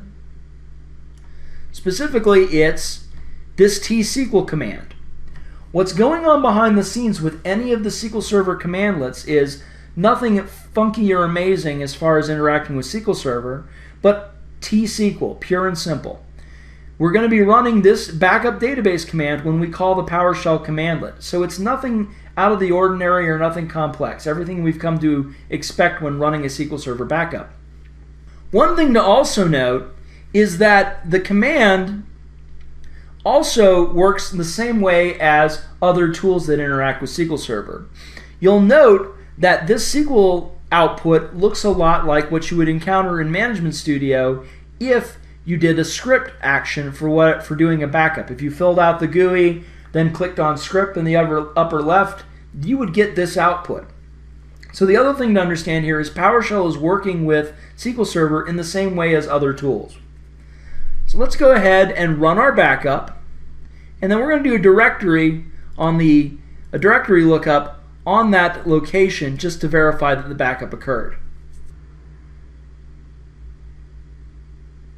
We get a progress bar indicating the backup action, showing where we are. And now if we do a directory lookup, there's our backup file, just like we expected. Now you're probably saying to yourself, well great, I can do that in tsql though. Why would I need to do this in PowerShell? And the thing is you need to understand that PowerShell is a framework and allows us to do things across multiple servers and with the stack. So I want to show you a block of code here. I'm going to first clean up, make sure that we don't have any files in this C backups directory. So it's now empty. This is where we're going to be doing some work, and what we're going to do is we're going to back up all the system databases across all of our instances into this one location. So this next block of code, I have, as we've seen before, a collection of my servers. So I have an array to work through. And I'm going to do a for each loop. I'm going to go through each of these servers, and the first line is going to get a list of all my system databases using the provider. So I'm doing a directory lookup using the provider and showing all the system objects where system object is true. This gives me a collection of databases to back up. Next, I need to see, hey, do I have a folder for this server instance? If not, I'm going to create that. That's what this line is here for. And then the last line takes the databases, and for each of them, I execute the backup SQL Database commandlet and back them up to the folder I just created. So let's go ahead and run this.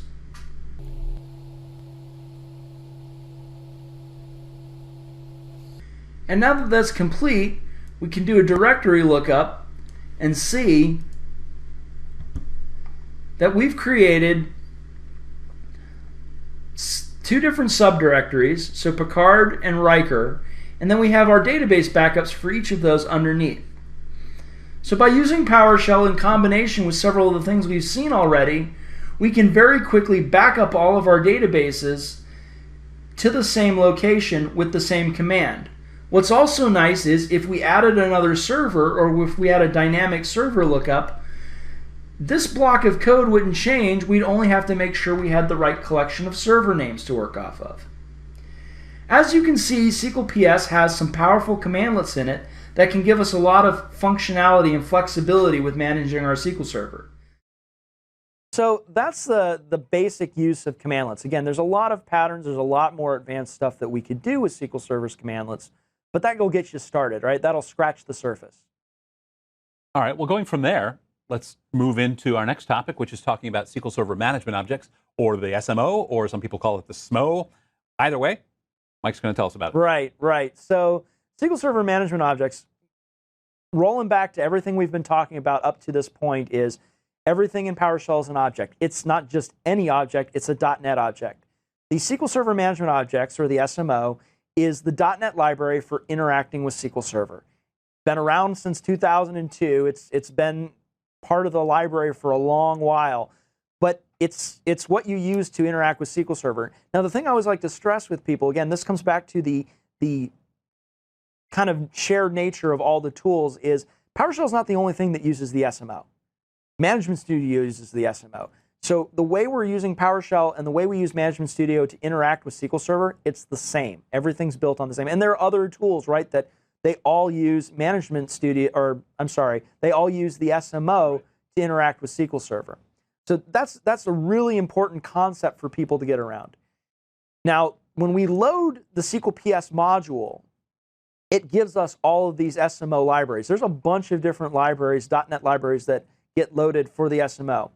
And so the nice thing is we don't have to worry about loading all this stuff. I think, like, if you're a C# programmer, right, you got to include all these different assemblies.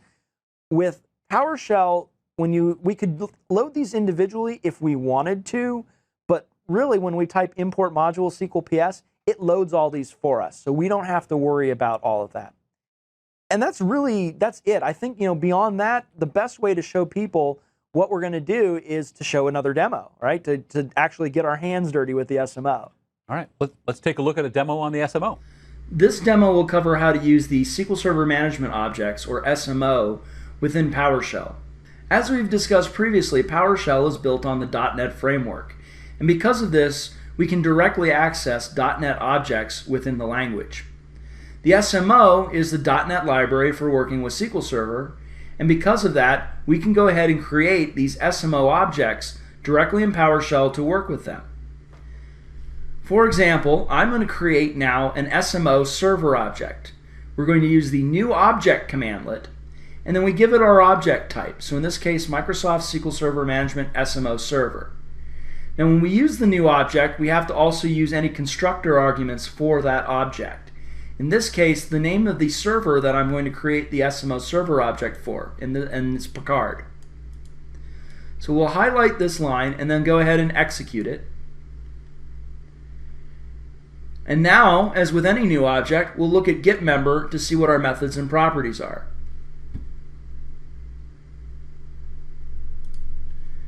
As you can see, there are quite a few methods and properties for us to reference with this object. And we'll scroll all the way up to the top and see there's our SMO server object as the type, just like we had declared. To examine these properties, we would use the dot notation method. So if I want to look at the version, I'm going to call the server object .version. And this will give us a version object with the major, minor, build, and revision values. Now if I want to see this as if I normally see it in Management Studio, I can just call the version string property, and you can see we get 13.0.1601.5, which is the SQL Server 2016 RTM version. Some basic information that's really easy to access using this dot notation. But we can get deeper.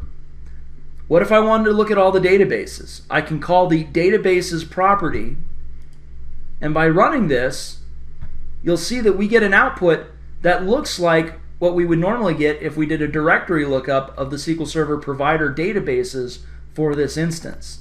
Again, stressing that when we use the SQL Server provider or the SQL Server Commandlets, we're using the SMO. Everything is working through the SMO. The big difference here is we don't have to specify the force flag because it's not abstracting away the system databases from us. That's an implementation of the provider. With these databases, we can drill a little deeper. So let's say I wanted to look at a specific database, the MSDB database, and a table within it, the sysjobs. I simply have to use .databases, specify within the brackets the item in the collection that we're going to use, and then the same with tables. We'll run this, and then we'll run the get member on that output to see what sort of object we're working with. Again, we have a lot of methods and properties, so we'll scroll up to the top here. And as you can see, we're working with a Microsoft SQL Server Management SMO table object. So we have SMO objects to represent almost anything within SQL Server. All these objects have their own methods and properties as well. So we can look at the indexes property, which is a collection of all the indexes, and you can see that we get the names of the indexes. But this is just what's getting displayed back to us. Each of these indexes is its own SMO object that has its own methods and properties. What's also nice is most of the objects in the SMO have a script method. The script method, if we run it, will generate a T-SQL statement for that object. After running that, you'll see that we get a T-SQL statement to create the sysjobs table. And it doesn't look all that different from if we had done this within Management Studio. Again, stressing the point that Management Studio uses the SMO, and so we can get the same results in PowerShell by accessing the SMO. So this is a handy way for us to generate information. For a practical use case, we can say, well, what if I wanted to generate the logins on my SQL Server? I'm going to go ahead and clean out an old test file here using this statement. And now that I've done that, I'm going to run this line where I take the server object and I look at the logins collection. I take that collection and using the pipe operator, send it to a for each object commandlet call. And what this does is it says, for every object in the collection that comes to me, I'm going to execute this script block. And the script block says, I'm going to script out the current object that I'm on, send it through the pipeline to out file, and write it to this logins.sql file. And we're using the append switch because otherwise each execution would overwrite the file that we're creating. So if we run this and then use Notepad to open it up, you'll note we get a basic SQL script with create login statements for all our SQL Server logins. Now, one thing to call out about this is, and this is just the same as if you did this within the Ssms, for every SQL login, the SMO will actually generate a random password and then give you an alter login disabled. This is a security implementation, so just the way the SMO works, and just something to be aware of, that this password is not actually, it does not relate to the real password in SQL Server. But there are ways to get that and more advanced scripts that you can find out on the internet that will show you how to actually copy the logins with the passwords applied. But easy way to script out our different objects, and we could take this to other objects within our SQL Server. So the SMO is good for retrieving and querying information. What about creating objects within our database? Is it useful for that? That's a little trickier. Let's start out by trying to create a database. So I'm going to create an SMO object for a database, smo.database, and the constructor is the server object that I want to create it on and the name of the database. So we're going to create that and then call getMember just to see what we're looking at. As you can see, we have lots of methods and properties to make use of, and they're all database related. These are all specific to the database that we're working with. As we get to the top, there's our type that we just created. Now what we have is a database object, but a database itself hasn't been created on the server yet. And we can prove that by looking at a directory lookup of the databases on our server. You'll note there's no SMO test database yet. So to create it, we'll call the create method. And now if we do our directory lookup, we can see that we have two databases, SMO test and the wide world importers. So it's real easy to create a database with an SMO object. The thing to understand is we haven't declared anything else about it, and this is essentially like creating a database with all the defaults in SQL Server. As a DBA, I always like to specify names of files, locations of files, and size and growth of files. And we didn't do any of that here. So let's actually drop the database, and we can use the drop method to do it. And now let's walk through how to create an SMO object database using all these declarations. What we first do is we create a series of objects. One for the database, one for the file group, one for the data file, one for the log file. And we have the various constructors for that. For the data file, I then go and specify some other values, such as the physical name and location of the file. I have to declare the size in kilobytes because that's really the only value that it will accept for the SMO. For the growth, we can declare growth type kilobytes or growth type %. I'll then add the file group to the database object and then add the file, the data file, to the file group object. Once I've done that, I will go through the same set of settings for the log file and then add the log file to the database. So let's go ahead and run all that. We now have a database object that we can script out. And this gives us a create database statement that looks like any other create database statement that we'd use in this case. It has the create database, it has on primary, and it has our file declarations that we just specified in the object. And now we can create it using the create method just like we did before. And we can do a directory lookup, and there's our SMO test object with the wide world importers database. So then comes the question of which is more useful to do your database and object creation, SMO or T-SQL. Personally, I like the T-SQL because it's a little cleaner and easier to work with. As you saw, creating a database within the SMO can be fairly verbose with a lot of things to set and configure. So really, it comes down to what your use case is, but I tend to lean more heavily on the T-SQL. And if I need to script or parameterize it, I'll wrap PowerShell around that, but at the core, I'll be executing T-SQL to create my objects. We're going to go ahead and drop that database using the drop method, and this concludes the demo on how to use the SMO within SQL Server and PowerShell. So that's the SMO, and you really can get down and dirty into the details of working with .NET objects. The provider gives us a lot of stuff. The Commandlets gives us a lot of stuff, but if you're limited and you're like, well, I need to do a little bit more, the SMO is your pathway to doing that. All right, well, let's take this now and get progressively more practical. In our next lesson, we want to talk about using SQL jobs in SQL Agent using PowerShell, and then Mike's going to show us some additional practical tips. Yeah, so that's the thing, right, is with SQL 2008 R2, they came along and they said, okay, well, we got this PowerShell stuff, so we're going to go ahead and give you the functionality to run a PowerShell script as a SQL agent job. You know, you can do PowerShell as a Windows scheduled task. You can set up other job schedulers. As a DBA, you know, I like to have it all in one the place. agent's my warm, fuzzy blanket, right? This is what I like to use. I'm used to this as a job scheduling tool. So using the SQL Server agent to run PowerShell scripts is great. Now, there's a couple of things about that. When we do use the agent, it does a couple things for us. So it will automatically load the SQLPS module for us. So instead of having to type import module SQLPS in those scripts, and we'll see how we construct that script and that job step in the demo. But we don't have to do that. It's automatically done for us. Now, if I did do it, would it throw an error?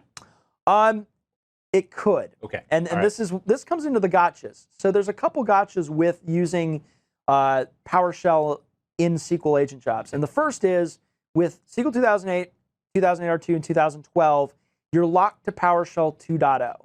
And that's, I don't know really the reasoning behind that. That's just the nature of the beast. Okay. But they fixed that in 2014 and in 2016. And again, this is when you're using kind of the client tools. They fixed that. Right. So now it will use whatever the current version of PowerShell that is installed in the box is. Now the second is, previous to SQL 2016, the SQLPS module, when you loaded it, would automatically change your directory to the SQL Server drive, the SQL Server provider. And because of that, that could throw some errors if you try to do file system operations. So if I've got a job that's going to create a date-stamped folder to hold a demo, Right. Not hold a demo, to hold a backup, I'm going to need to explicitly switch to the C drive, to the file system. Yeah, and that's honestly just kind of a good habit. If you're writing PowerShell scripts that execute in a SQL agent job, just do a quick CD C drive at the top, or whatever is an applicable working directory for you, and that'll get around that. Okay. It's just one of those little gotchas. And again, actually with SQL 2016, if you have SQL Server 2016 installed, it doesn't do that anymore. Okay. They changed that. The SQL Tools team updated that with SQL 2016, and so that is something you don't have to do once you start working with SQL 2016. Sounds good. So the way you kind of go about this is, if we look at just kind of the job step properties, right? What we're used to seeing when we go and right-click through the GUI. And there is a way to do this through PowerShell, but again, that's a little more advanced. But if we're just creating a job step, first off, we're going to create a step. We're going to change the type to PowerShell. Simple enough. Now, one thing I like to call out is people always ask about, well, what does this run as, right? And just like any other agent job, it's going to run as the SQL Server service account, the agent service account, unless you set up a credential or something, right? But by default, it's going to be running as the SQL Server agent service account. And that means whatever permissions you need on the Windows operating system that the PowerShell script's going to execute under need to be applied to the agent service account. And that's always a good argument for credentials anyway. Yes, absolutely. And then you just paste the PowerShell script into that script window and off to the races. So from a sort of day-by-day approach, do you find it useful to write the script in the ISE, run it, test it, and then copy and paste? Bingo, bingo. The only gotcha there is the ISE scripts are going to be running typically under my credentials, whereas the PowerShell agent job, and that's something people, just as you're doing this work, kind of keep an eye out for that. If you're you put a PowerShell script into an agent job and it just doesn't run for whatever reason, check your security. Maybe what you're running as and what the script is running as is different. Sure. So with that, let's just actually, again, this is something to kind of get hands around and actually see how it's done. Let's actually jump into a demo here and show how to create a PowerShell SQL agent job. So it's demo time? Demo time. It's demo time. Demo Let's take a time. look. This demo will show you how to create a SQL agent job containing a PowerShell script. One of the tasks that most DBAs automate pretty early on in their setting up of an environment is backups. Backups are something that we always want to have done and can be a little tedious to do manually. However, one of the struggles that we have with doing backups is there's a lot of file system operations that have to take place in conjunction. We have to have a valid directory path where the backup is going to be made to, as well as we need to have some task cleaning up old backup files. SQL Server can do these, but it's not very good at it. And this is where PowerShell has some real strength that we can leverage. So what I have that we're looking at is a PowerShell script that does backups on all user databases. It does a couple things, and we're going to walk through it. First off, I get a collection of databases using Invoke Sql Cmd. The query is pretty straightforward, something that is commonly seen, where we're going to select name from sys databases where database ID is greater than 4. The user databases. Once we have our collection of databases, I'm going to create a date string from the current date using the getDate commandlet. The getDate commandlet supports an argument called format, which will allow us to specify the kind of formatting that we want the date to come out in. In this case, 4-digit year, 2-digit month, 2-digit day, hour, and then minute. This will be used within our file name so that we can have a unique backup file for each backup that has the date timestamp in it. Next, we're going to loop through each database and execute a series of actions. The first is we're going to check for a master path that we want the backup into. So we want a separate folder in backup demo for each database that we're going to be backing up. What we do is we create this path, and then we're going to check to see if it exists. If it doesn't exist, which is the not, what we'll then do is create a new directory with this name. Once we have that directory in place, then I'm going to create a file name with the database-thedatestring.bak. I will join both the path and the file name together with this line, with join path, and then we have a full name for our backup. I'll execute backup SQL Database against the database with the backup file and a few other switches. And then, once that backup is complete, I'm going to get any backups that are older than a minute ago, so essentially not the most recent backup, and delete them. So in this script, I create any path that I need to back up to, I do the backup execution, and then I clean up any old backups. So what do we do with this script? Well, now we're going to go into Management Studio, and I'm going to right-click on Jobs and create New Job. We're going to call this job Demo Backup Job, and then we're going to go to Steps. We're going to create a new step. We're going to call this step PowerShell Script, and we're going to change the type to PowerShell. Now we're going to go back to our PowerShell script. I'm going to select all of it, copy it with Control-A and Control-C, and then we'll paste it into the window just as it is. Once we have this, I'm going to click OK again, and we've created our job. Now before we execute the job, I just want to check our environment to show you what's going on. I'm going to do directory lookup on the Picard server C drive to show you that we currently have no backup demo folder or any subfolders under that. So what our script should now do is when we execute it, it's going to create that folder and back up our databases to it. So let's go back to Management Studio and run our job. We're going to start job at the step, and it's going to execute. So now that it's complete, we'll close it out, and we're going to now run our directory, but this time we'll actually call out backup demo recurse. And as you can see, now we have the backup demo folder, and under it we have a wide world importers folder, the database on the server that we're backing up. Within that directory for wide world importers, we now have a backup file with a unique date timestamp of 2016-06-12-2031, or 8:31 in the evening. It's pretty straightforward, pretty nice. So if we run this again now, because we have that file cleanup, we should still only have one backup file, and it will be the most recent one. So we'll go ahead and execute this again. And now that that's complete, we'll go back and rerun our directory lookup.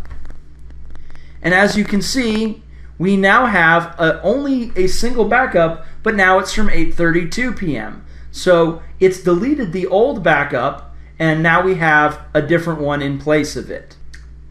So running PowerShell within a SQL agent job is pretty easy and fairly convenient for us to use, as well as gives us the flexibility to work across the stack, not just within SQL Server. So that's how you create a SQL agent job containing a PowerShell script. It's really pretty simple. There's not really a whole lot to it. But when you do that and you start to use PowerShell, you obviously get access to all other aspects of the Windows platform. All right, well, we said we wanted to get this module to be progressively more practical. Let's continue that. Mike's got some patterns and some use cases that you might find interesting. Mike? Yeah. So again, when I talk to people about PowerShell and they're always asking me, well, okay, what's the big deal? I want to say, okay, this is a practical impact that using PowerShell in your environment can have. And for this particular lesson, I want to go over 3 different use cases. There's so many. Anything you can automate that works across the stack, PowerShell is a great choice. So getting SQL Server inventory information, right? We as SQL Server professionals, we need to create inventories. We need to know what's in our environment. And I did this a couple years ago at one of my previous jobs, and we had a new COO come in, and when I showed him the output of it, he's like, "This is the most documentation I've seen on any of our stuff in our environment." Nice. So, and it didn't take me that much work. That was the great thing about it, right? You build the script, you run it once, and it just goes.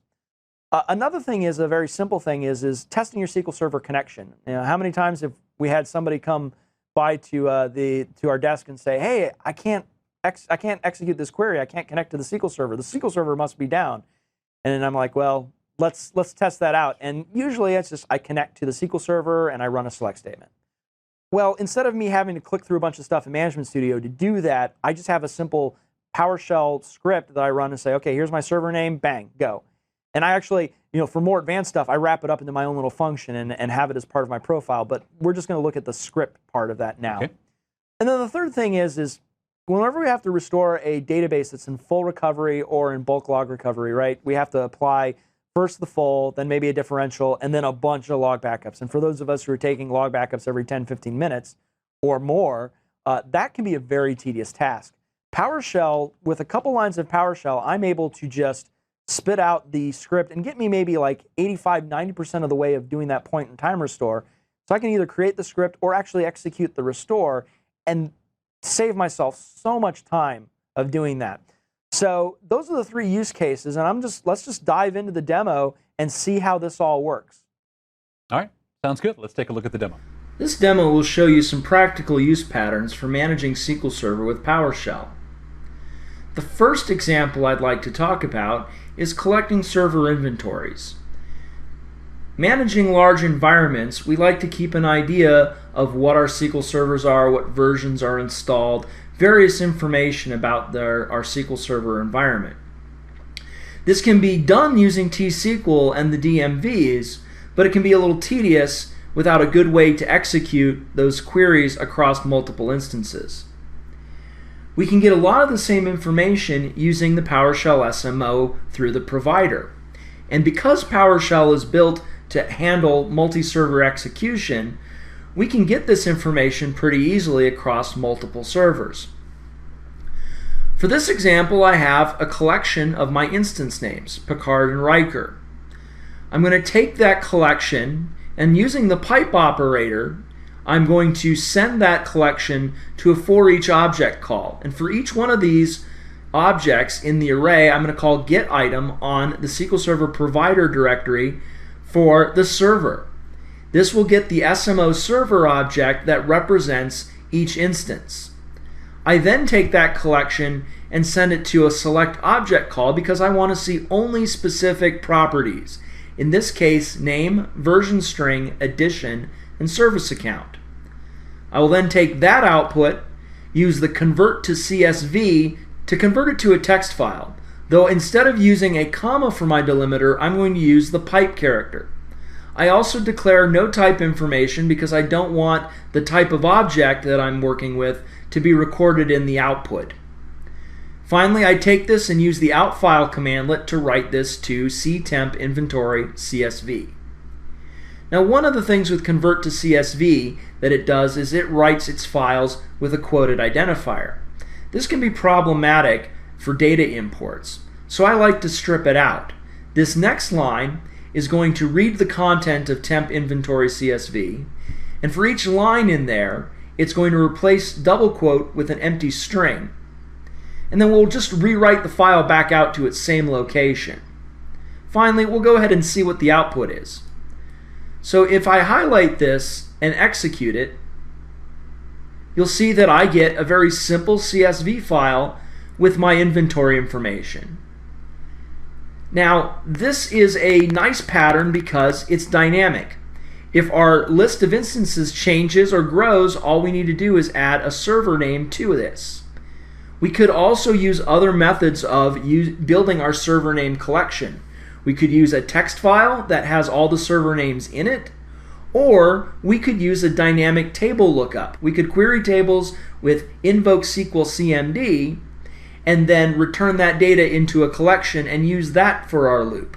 There's a variety of ways to get this information, as well as we could look at other properties and methods more applicable to what we need to know. At the core, the pattern is to understand using PowerShell and the provider to go across multiple instances to get your information, and then write it to the appropriate output. For the second example, I'd like to take a similar pattern where we're going to check all of our servers in our inventory, but we also then want to see, can we connect to them? Now, the way I usually test connections is by running a simple select statement against my instance. If it returns the select, I know it's queryable. I've had instances where the service is running fine, but I can't query it, and that doesn't do me a whole lot of good, so I always want to test my connection by simply querying the database.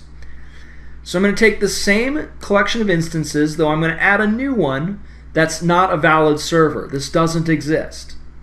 I then declare an empty return set, an empty array that I'll be putting objects into. I have a SQL statement that's my connectivity test, a simple select @ server name, and the create date of tempdb from sys.databases, because this will tell me when the service was restarted. Then I loop through each instance. The next part of the script is a little more advanced, where we're using a try-catch block, but this is simple error handling and works much the same as it does in T-SQL. We're going to attempt to query the target instance with our simple select. If it returns data, we're going to populate this row object, which we initially set the values to null. We're going to populate it with the values from the query so that we have a valid return for our connection test. If the connection test fails and returns an error, we're going to drop into the catch and not do anything, because we know that this is an empty result set and we want it to remain null. The finally will be always executed, and we'll take the output, whatever it is, and add it to our return set.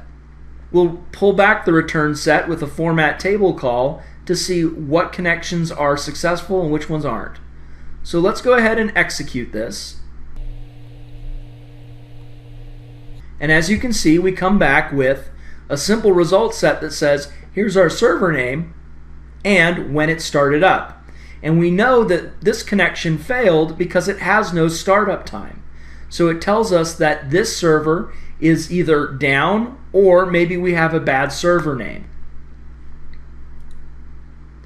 Just like with the previous example, we can expand our instances collection to use the same block of code and the same logic to check as many instances as we need. And we can use the same server list if it comes from a text file or a database table, whatever works for us. For the last example, I'd like to go through creating a point-in-time restore script for a database.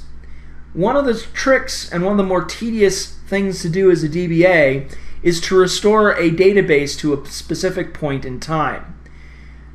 Because of a full backup, we have to take a full backup.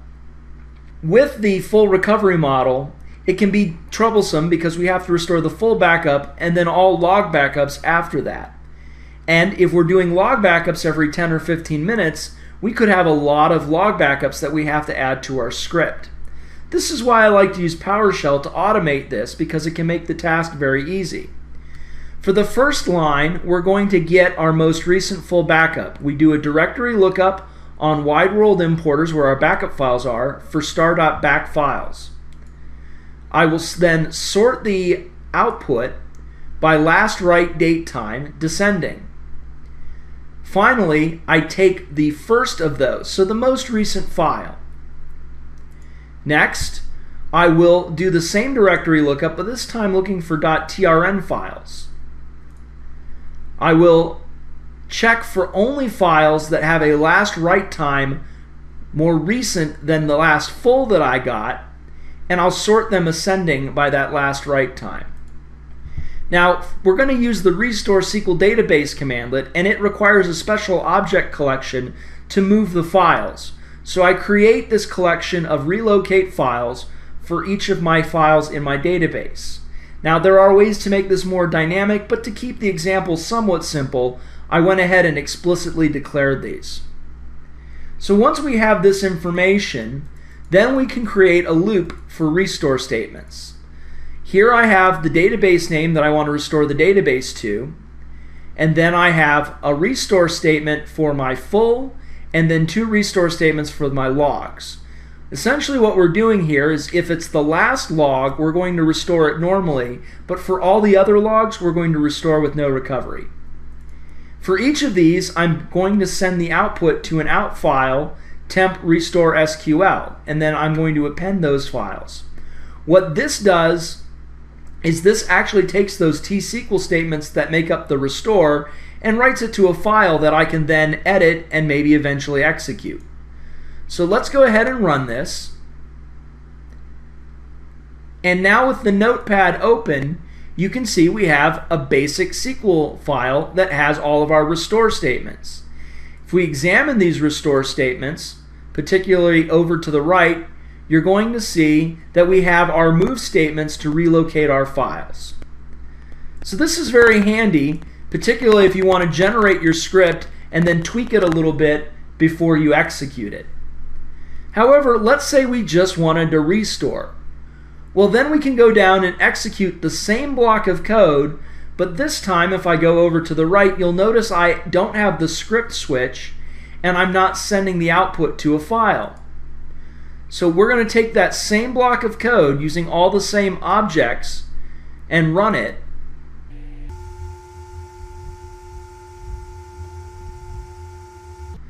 And once the restore is complete, we can go to Management Studio, refresh our databases, and there's the database that we just restored. So those are some practical use cases for PowerShell. Like I said, there's all sorts of things. Honestly, if you can think of something that you have to do a couple times, you can automate it, you can script it, and PowerShell is probably a great choice for that. All right, well, in this module, we learned a ton about using PowerShell with SQL Server. Let's recap what we saw. So the first thing we learned was that there's this thing called SQLPS. Right? Yes. That's yes. the module for PowerShell with SQL Server, and that provides us our SQL Server functions for PowerShell. One of the things that SQLPS also gave us is this concept of the SQL Server provider. Right. It exposes SQL Server as a virtual file system, enabling us to essentially drill down into a given instance, into a given database, into a given table, and use kind of a familiar way of looking at it. We also saw that the module included commandlets that were specific to SQL Server, a wide range of them. You said there were how many? There are 46 commandlets. 46 commandlets. All right, that'll be on the quiz. We also talked about the SMO, the server management objects, the .NET library for accessing SQL Server, and we saw that PowerShell is just one of several peer-level clients that use the SMO. That includes SQL Server Management Studio. That's going to include Visual Studio. From there, we went into looking at how we could run job steps in SQL Agent using PowerShell scripts and integrate that into our existing jobs. And then we got practical. We talked about common uses for PowerShell and SQL Server.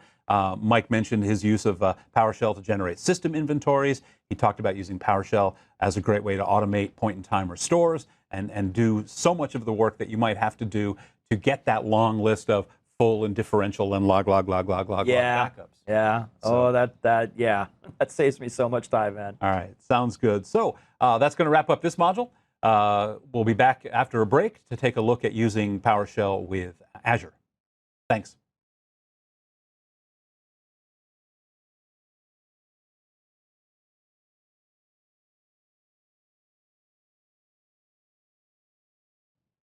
Hi, and welcome back to Microsoft Virtual Academy.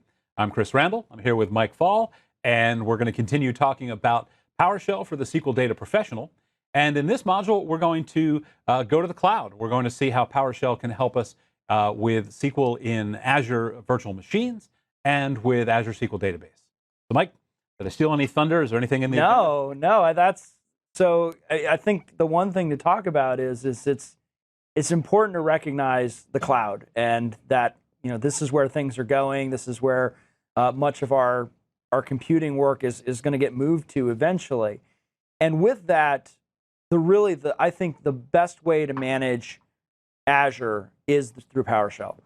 You can use the GUI tools, you can use the web portal, and it's effective, but it can get a lot, you can get lost in the clicking through windows, clicking through sections of it, and you can't automate it. That's the big thing. You cannot automate a GUI, or you can, but it's really, really hard. PowerShell makes it easy for us to do this, and the cloud is about automation. It is about spinning stuff up rapidly and repeatedly. So in this particular lesson or module, we're going to go through 3 sections. First off, we're going to start about how to get connected to Azure. It's the fundamental entry point. We can't do anything with Azure until we can connect to it and authenticate to it. I'm going to guess we have to import a module. We have to import, we have to import 2 modules. 2 modules, okay. So we're going to talk a little bit about that in the first lesson, that there is a difference between what's called classic deployments and resource manager deployments. Then after we get into that, we're going to just go through how to spin up an Azure VM with SQL Server installed on it. The nice thing about Azure and the Azure model is there's a lot of templated machines out there, and there's several templates for SQL Server. So we're going to walk through how we can spin up one of those templates into a fully functioning Azure SQL Server VM. And then finally, so there's the platform as a service. This is the new thing with particularly the cloud, is instead of having to worry about all the infrastructure behind it, spinning up a machine and installing SQL Server, we can simply create what's called an Azure SQL Database, which is a platform as a service. When you spin that up, you get the database. You don't have to worry about anything else behind it other than this is the service level. And we're going to talk about service levels and what that all means. But at the end of the day, it gives us an effective SQL Server database without all the other underpinnings that we have to manage. And we're going to talk about how we can use PowerShell to spin that up and manage it. All right, so you've already kind of hinted at this. We're going to need some new modules. Yes, so Stock let's go ahead into the first lesson here, and we're going to talk about 2 different PowerShell modules. So this comes down to, again, there are 2 types of deployment models in Azure. There's the classic deployment, which is how Microsoft originally rolled out how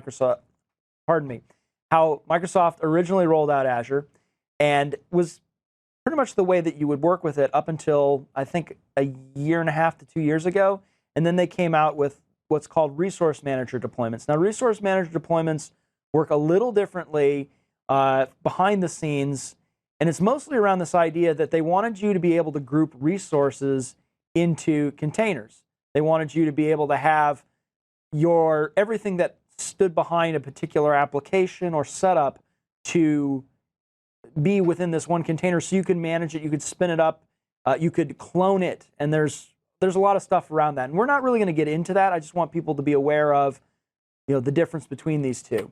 And because of that, we have 2 different modules. We have an Azure PowerShell module, which has pretty much everything to manage anything under the classic deployment model, as well as some additional things. And then we have the Azure RM module. Now, Azure RM focuses on the resource manager deployments. It's still being added to and developed. I want to say it's bare bones.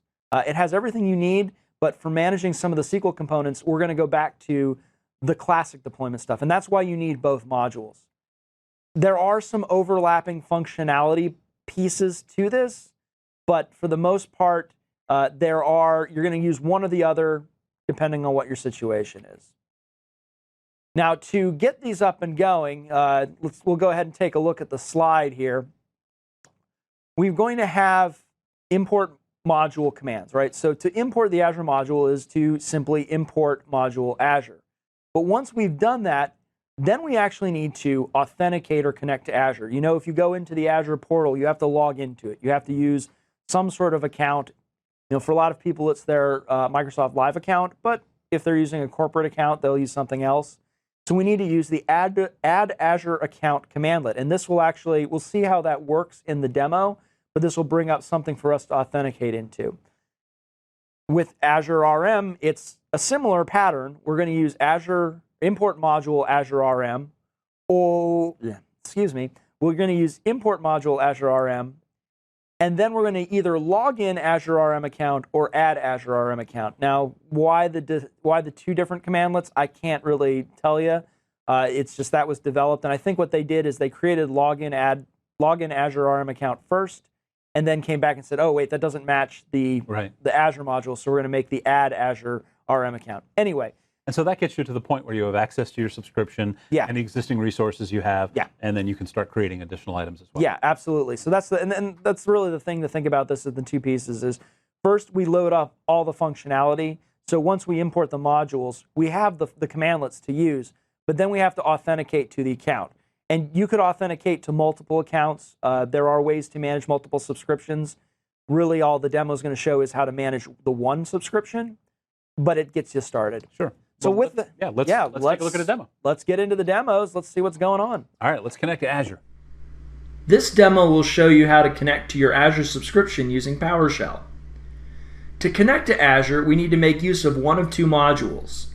Either the Azure module, which is all the commandlets for managing the classic deployment Azure functionality, or the Azure RM module, which is used to manage anything under Azure Resource Manager.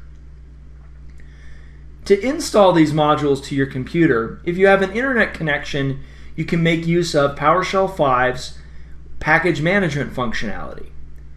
From a session that has administrator privileges, you just run install module Azure and install module Azure RM, and PowerShell will connect to the PowerShell gallery, which is online, and download the appropriate code. You'll get the most recent version and have everything you need. I've already done this for this demonstration, so we're going to skip that. We're going to move on to actually seeing what's available to us using get module, list available, and filtering on Azure. The result is a number of modules. If we scroll up here, we can see that they're installed to C Program Files Windows PowerShell Modules, which is the default directory. And then we have the Azure module, which contains all the core classic deployment commandlets. We also have the Azure.storage module, which contains all the commandlets for managing Azure storage. Following that, we have many modules for Azure RM. And then we have an Azure RM script. What Microsoft did for the Azure RM functionality is they broke up the different pieces into different smaller modules for easier management. And then we have this master script that if we do import module Azure RM, will load all the Azure RM modules for us. We could, if we wanted, load each module individually, but there's really no need to. To actually make use of these modules, we just use import module. So I'm going to go ahead and load the Azure module using that commandlet. And now that we've imported it, I'm going to connect to and authenticate to my Azure subscription. I'll use add Azure account, and when I run it, you'll see that we get a graphical dialog for logging into our Azure account. I'll put in my credentials, and since I'm using my MSDN account, it will redirect me to a slightly different page. It looks the same and works the same,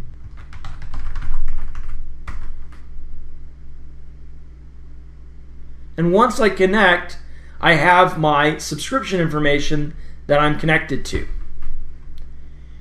Now, if I want to log into the Azure RM commandlets, I will import module Azure RM first, and then I will use login Azure RM account to connect to that. I'm connecting to the same subscription, and I'm using the same credentials. The only difference is we're connecting to a different implementation of the Azure module, so it has to authenticate a second time.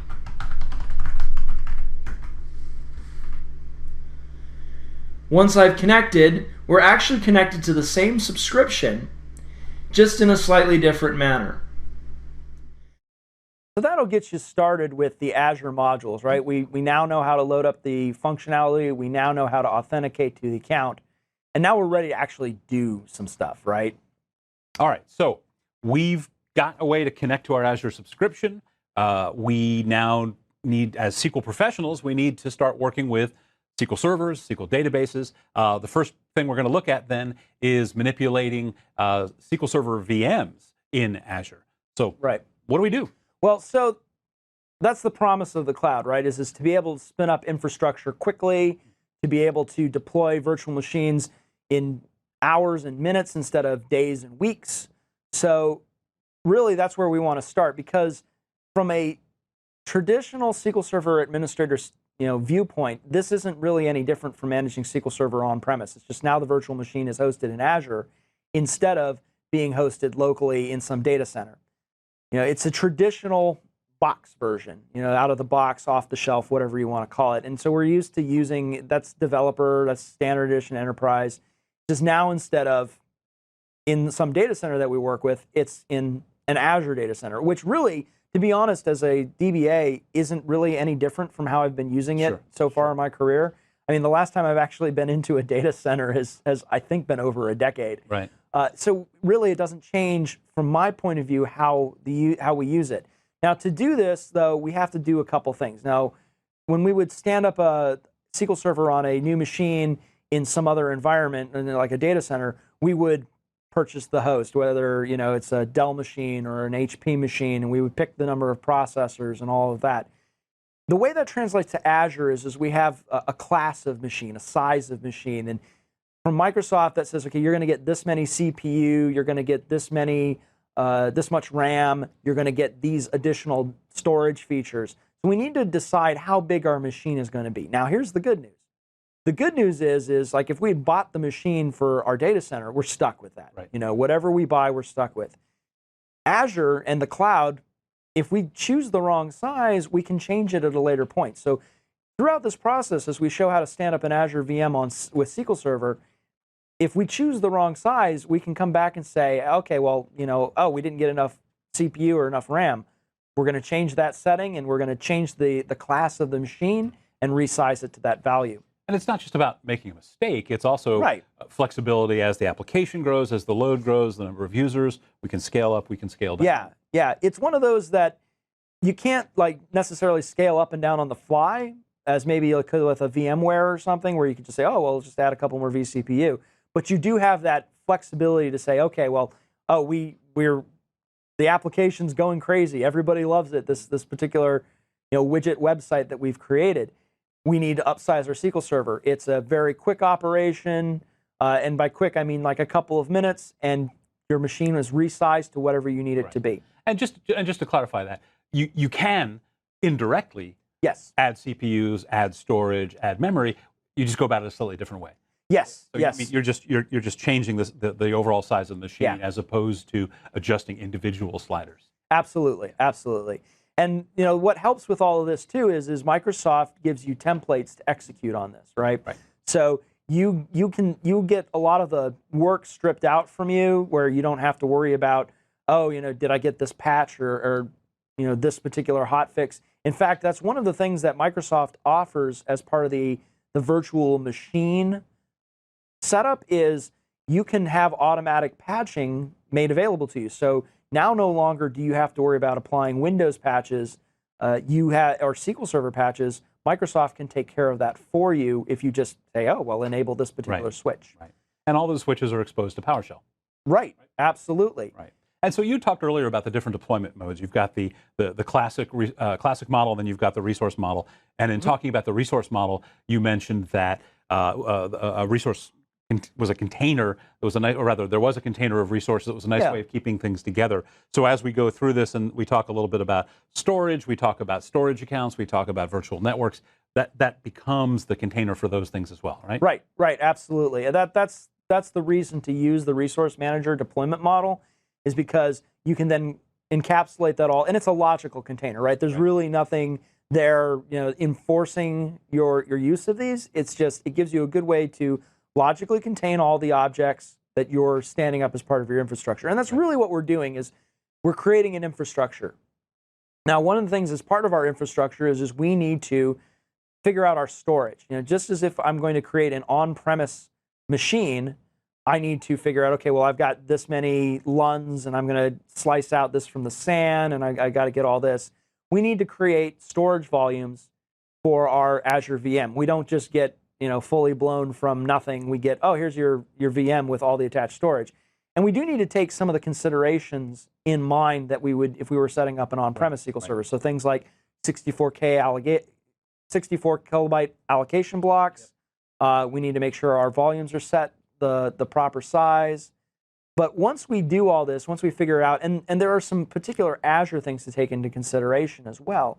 Microsoft offers standard and premium storage accounts depending on how fast and how well you want your storage to perform. So we need to take these into consideration. This is one of the big design phases. Well, and to back out a level, though, sure. If you're already in an organization that has a dedicated staff at the data center that is essentially handing you a virtual machine as a DBA to manage SQL Server on, that organization is probably going to do this stuff for you as well. Right. And the nice thing that we're going to be finding out about PowerShell is that you can mix and match that. You can have the people who know storage and know how to manage the network create that part of the script, and the people who know SQL Server and say this is what SQL Server needs to look like. You can put those together into reusable content. Absolutely. And what really works well for larger enterprises, larger companies is now you can have a standardized build for what you need, right. and you build that into PowerShell, and then again you could say to some engineer, say, please go execute this to create us a new SQL Server as part of our environment,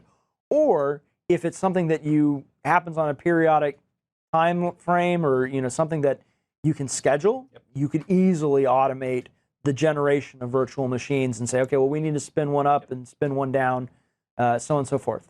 So really, there are 3 steps, though, to kind of keep in mind when we start talking about creating an Azure VM with SQL Server. The first is to figure out what your SQL Server is going to look like, right? So the version of it, am I using 2014? Am I using 2016? Am I using developer? Am I using enterprise? And then how big it is, and then what's your storage requirements. Much the same as if we were going to sit down and say, I'm going to spec out a machine to put into my data center. Now I'm just going to do it on Azure. Once we do that, then we have to kind of allocate that storage space. And there's other infrastructure concerns as well, such as a virtual network, IP addresses. Now, a lot of this, again, would be handled by not maybe somebody else, some other engineer, but we do need to at least figure out, okay, what's our storage going to look like? And then it's create the VM. Yep. Then it's just say, execute the VM. In fact, I think the best way to show this is let's just dive into a demo and walk through the different steps here and see how it's done. So let's take a look at creating an Azure VM with SQL Server in it using PowerShell. This demo will show you how to create an Azure SQL Server virtual machine using PowerShell. To get started, as with anything with Azure, the first thing we want to do is log into our Azure RM account. To save time, I've already done this, and so I want you to know we're already working in the context of my Azure subscription. The next thing we want to do is set a few values to get started with, and I do this so I don't have to type things over and over again. Primarily, I'm going to initialize some variables for the name of my resource group, the location I'm going to create these assets in, and then a storage account name that I'm going to be using to create my virtual hard drives for my virtual machine. The other thing we need to know for creating a virtual machine is a local administrator credential. Whenever we create an Azure VM, we can create our own administrator credential and have our own login. And this gives us, administrator access from the get-go and allows us to secure it. Once I have these in place, the next thing to do is to create an Azure RM resource group. Now, this resource group is a container. It's going to house all the assets we're going to create. Because we can't just create a VM, we need some other things to support the virtual machine. Now, I've already created this resource group, so I'm just going to step you through the script of the assets we're going to create, and then I'll show you the virtual machine at the end of it. The next thing we need to do once we've created our resource group is create some network assets. We need a virtual network that our virtual machine is going to live in Azure. So the first thing we'll do is create a subnet config that the virtual machine will live within. So I'm creating a subnet, and here's my address prefix for it. So I'm going to have everything 10.0.0. something. Then I can create the virtual network within the resource group and a location using the same address prefix and that subnet that I just created. Next, I want to create a public IP address. When I create my virtual machine, I can create it, but unless I create a public address, I can't access it from the outside world, which is what we want to do. So I'm going to need to create a public IP address with new Azure RM public IP address. Again, resource group name, location that we're going to create it. I want it to be dynamically allocated, and then we need to give it a domain name label. If we don't do this, then the only way we're going to be able to connect is by using an IP address. I want to use a DNS name, and we're going to look at that in a bit, but I want the DNS prefix to be introvm-SQL. Then, once I have the public IP address, I will create an RM network interface. And what this will do is this gives me the whole network interface with the public IP address living in the virtual network that the VM will live on. So once I have these virtual network assets, I can go ahead and create a storage account. The storage account defines the different parameters around our disks, our virtual disks. How fast they perform, what quality of service we're going to get, where they live, and any sort of caching. So to do that, we create a storage account and we give it a name. So in this case, I'm creating within the same resource group, and I'm going to call it Intro to Azure VM. I declare a type of storage. So in this case, I'm doing standard, locally redundant storage. That's what the LRS means. You have a variety of options with your storage between standard and premium, as well as what kind of redundancy. So locally redundant, geo-redundant, other different types. And then the location I want the storage account to live in. Once I have the storage account, I need to create some paths to my virtual hard disks. These will be created when we create the virtual machine, but I need to figure out where I want them to live.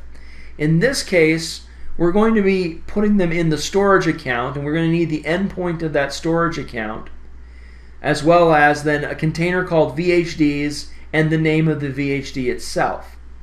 So we're going to have the OS drive be Intro to Azure OS disk, and the data drive be Intro to Azure Data Disk. Next, we need to figure out what our Azure Virtual Machine image is going to be called. Now, we can use these commandlets to look up what the image name is, but we need to know three different things: the publisher of the image, the author of the image, and the SKU of the image. If we look at the publisher and filter on SQL, there's a variety of options.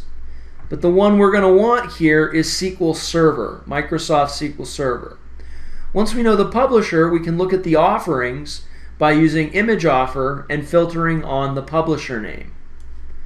And this is where you'll see you have different SQL types and different server types. We're going to go with SQL 2016, WS 2012 R2, so on Windows Server 2012 R2. Then to identify the SKU, we'll use get Azure RM VM image SKU, use the publisher name in the offering, and this will tell us that we have these different SKUs, and we're going to want the SQL Dev SKU. So now we can actually create the Azure VM. We do this by declaring a configuration using new Azure RM VM config. We give it a name and we declare a size. Now there's a lot of different sizes, so pick one that's appropriate to you. I've chosen standard DS1 V2, which gives me 1 core and 3.5 gigs of RAM. Then I declare some parameters around the operating system. I define my image, and that network interface that we created above, this is where I add it to the VM. I set my OS disk to the name and the path that we created above, and then I add the data disk. And here's where I actually declare not only the name and the path, but I need to declare the LUN, the size, and what kind of caching we're going to use. Now we won't talk too much about caching, that's why I left it to none, but you have a variety of options which could help your performance if you had SQL Server running on it. Once I have all these in place, I can run new Azure RM VM to create the VM. Now again, I've done a lot of this so we don't have to wait for the creation of the virtual machine. That can take several minutes. I think when I created this virtual machine, it took me about 5 minutes for it to be provisioned and become accessible. I'm going to go ahead though and run get Azure RM VM on the resource group name and the name of my Azure VM to show you its existence. So it's up, it's in this location, this resource group is where it lives, and its status OK. Now that we have an Azure SQL Server virtual machine, we can go ahead and connect to it, and we'll just use remote desktop to do that. And I'm going to run that with this invoke expression. Now that we have this come up, we can log in using our credentials. And this is that credential object I created earlier. And now we're just in a virtual machine. It's a Windows machine just like any other, except now it's running SQL Server and it's already installed for us. Now before we get to SQL Server, there's one other thing I want to talk about, and it's that data disk that we attached. Just because we attach the data disk doesn't mean it's usable. So I'm going to open up PowerShell. You can obviously do this through the MMC if you wish, but I want to show you how to do it with PowerShell because this is an introduction to PowerShell. We're going to copy these lines from the primary script because these are to be run on the virtual machine, and what we're going to do is configure and format our new volume. So first off, if we look and do a get disk, we're going to see several different disks appear. Disk number 0 is our operating system disk, and this is, we can't configure it. We did set it as part of the image, but there's no configuration we can do around this. It's just given to us by Microsoft. Disk number 1 is a scratch disk provided to us by Microsoft as well. This is temporary. It gets rebuilt every time you restart the virtual machine. Don't put anything permanent on this scratch disk. Then finally, disk number 2 is the data disk we added, and it hasn't even been partitioned. So this is the thing we need to do, is we need to first initialize it. So that's what the initialized disk will do. And now we have the partition style of MBR. Next, I'm going to create a new partition and give it the drive letter of F. I'm going to use the maximum size allocated to it. And there we go. But the last thing we need to do, just like we would have to do with any other drive we're attaching, is format it. So we're going to use the format volume, call the drive letter, give it a file system, a label. Now, this is SQL Server. I want to format this for SQL Server, and it's important that we do this with the 64K block size. By default, it would be 4K, so that's why I'm setting my allocation unit. And then just because I don't want to answer any questions, I'm just saying confirm. Don't ask me to confirm my choices. So we'll run this. And now we have a formatted data drive. So this is something that needs to be done even if we're creating new VM. No matter how many data disks we're attaching, no matter how many data disks we're creating, the Azure Virtual Machine doesn't automatically format them and attach them for us. We need to do a couple additional steps. So now with that, we can go ahead and open up SQL Server. We'll open up Management Studio, which is by default already installed. And you'll note that it comes up with a connection to the machine name. We connect to it, and we're logged into SQL Server. We have our build number, which is the RTM release of SQL 2016. And other than that, it's just a SQL Server installation. The one thing to call out is you'll notice I used Windows Authentication. That's because by default, our local administrator account that we created is added to the system administrator role on our SQL Server installation. At this point, we have a fully functioning Azure VM with SQL 2016 running on it, and we can go ahead and start creating databases and tables and store procedures and whatever other SQL Server objects we want. So as you can see, you can create an Azure VM with SQL Server on it with PowerShell. There's a bit of verbosity to it. There's a lot of different steps, but once you have it scripted out, it's repeatable, and easy to do. And that's kind of the point of all this, because we want to be able to scale this across as many VMs as we need to get the job done. If we're dealing with availability groups, we want to be able to get that reliable and repeatable. Right.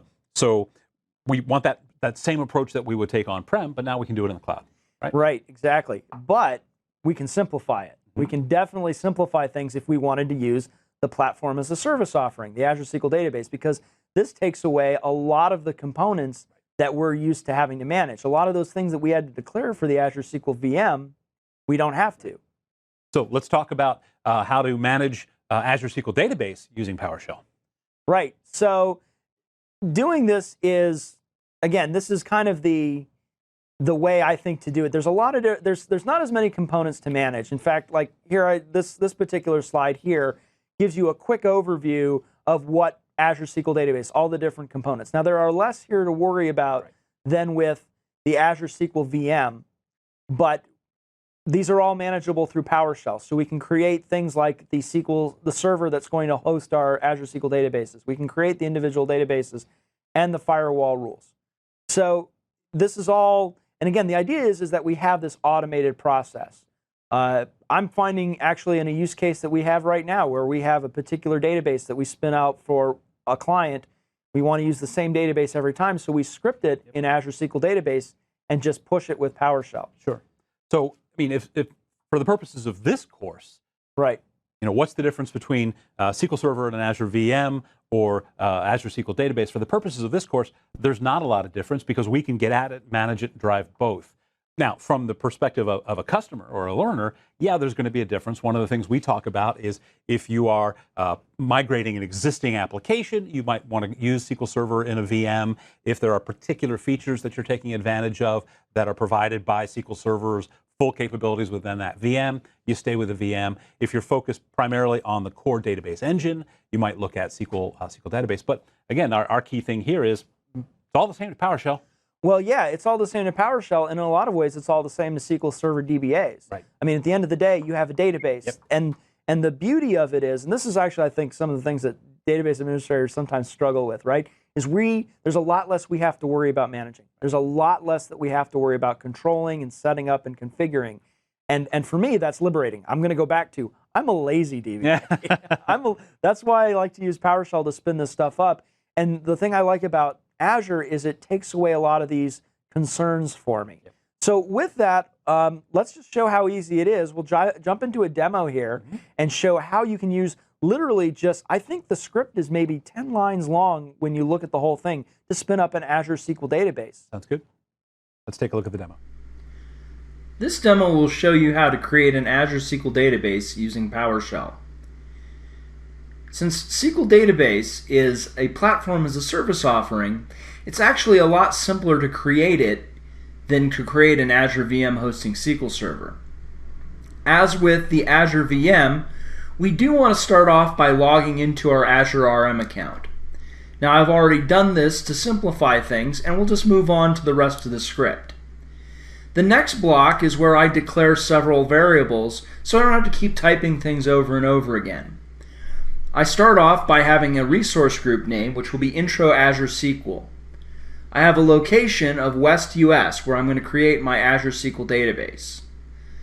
My server name is MSF-SQL Intro, and my DB name is MSF-SQL Intro DB. Now, because I need to create a firewall rule to my current local IP address, I'm using this REST service call, so invoke web request, and the URI of the web service, and this gets me my local IP address. Once I have that, I'm going to create a credential object with my SQL administrator credentials. These credentials are essentially SA for the server, but we can call it whatever we want. So we'll go ahead and execute this initial block, enter in the credentials,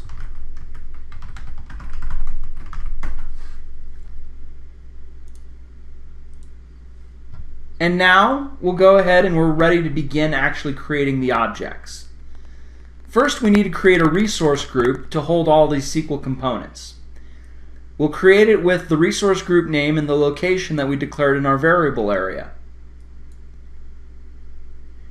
Don't worry about the warning. This is just Azure alerting you to some changes that might be coming in an upcoming release of Azure. But this is all we need to do to create the resource group, which is essentially a container to hold all of our objects. Now we're ready to create the SQL Server. So I'm going to run new Azure RM SQL Server.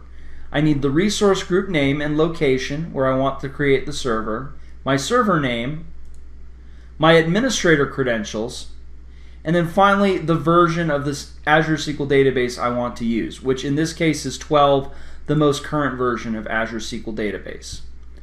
We'll go ahead and run this, and this actually will create our server. That is all it takes to create the actual server, but keep in mind we still don't have our database yet. We simply have a server that can house multiple databases.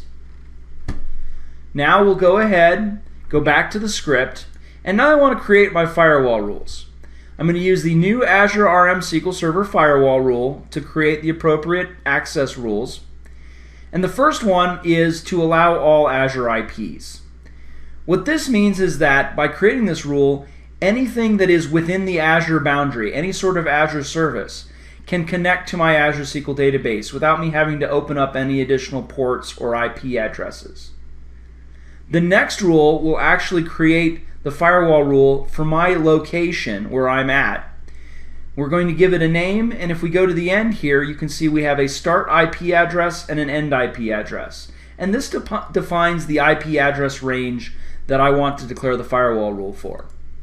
We'll go ahead and execute these two rules, rule creations. And now we have our firewall rules created. Now remember, we can create firewall rules specifically for the Azure SQL Database that we're going to create as opposed to the server firewall rules, but for simplicity's sake, we're just going to stick with the firewall rules we've created. Now we're actually ready to create the Azure SQL Database. I'll use new Azure RM SQL Database, give it a resource group name, the server name I'm going to create it on, so this has to exist before we can create our database.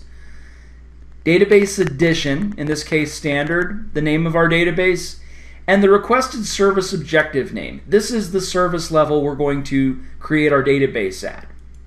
S0 is a pretty standard way to go, good way to start, but remember that we can always change this after we've created the database.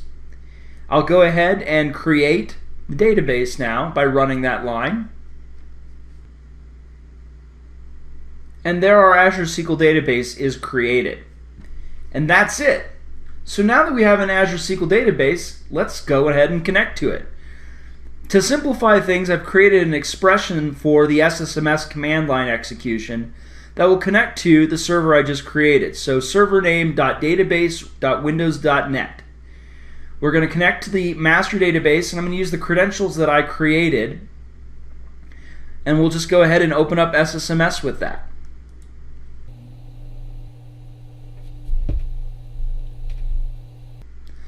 So now that Management Studio opens up, our Object Explorer actually looks only a little different.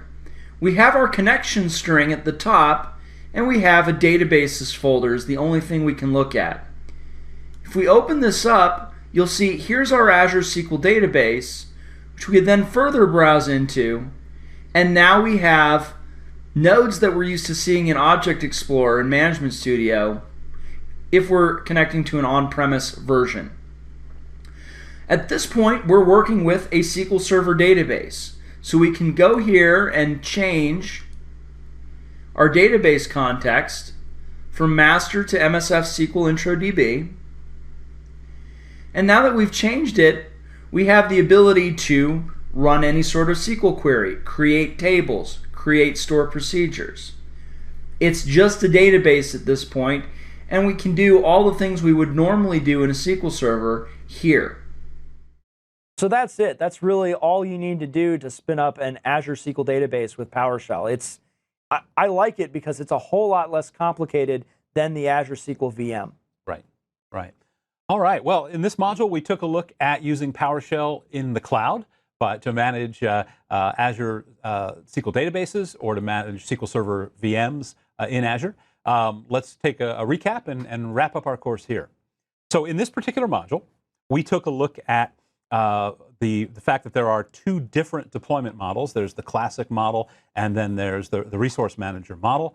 And one of the benefits, of course, of the Azure RM or resource manager model is that you get this container for all of the assorted objects that also need to get created if you are working with Azure, especially with VMs, where you've not only got the VM itself, you've got storage, you've got virtual networks and IP addresses. And so having that resource group can be great for being able to clean up quickly when you're done.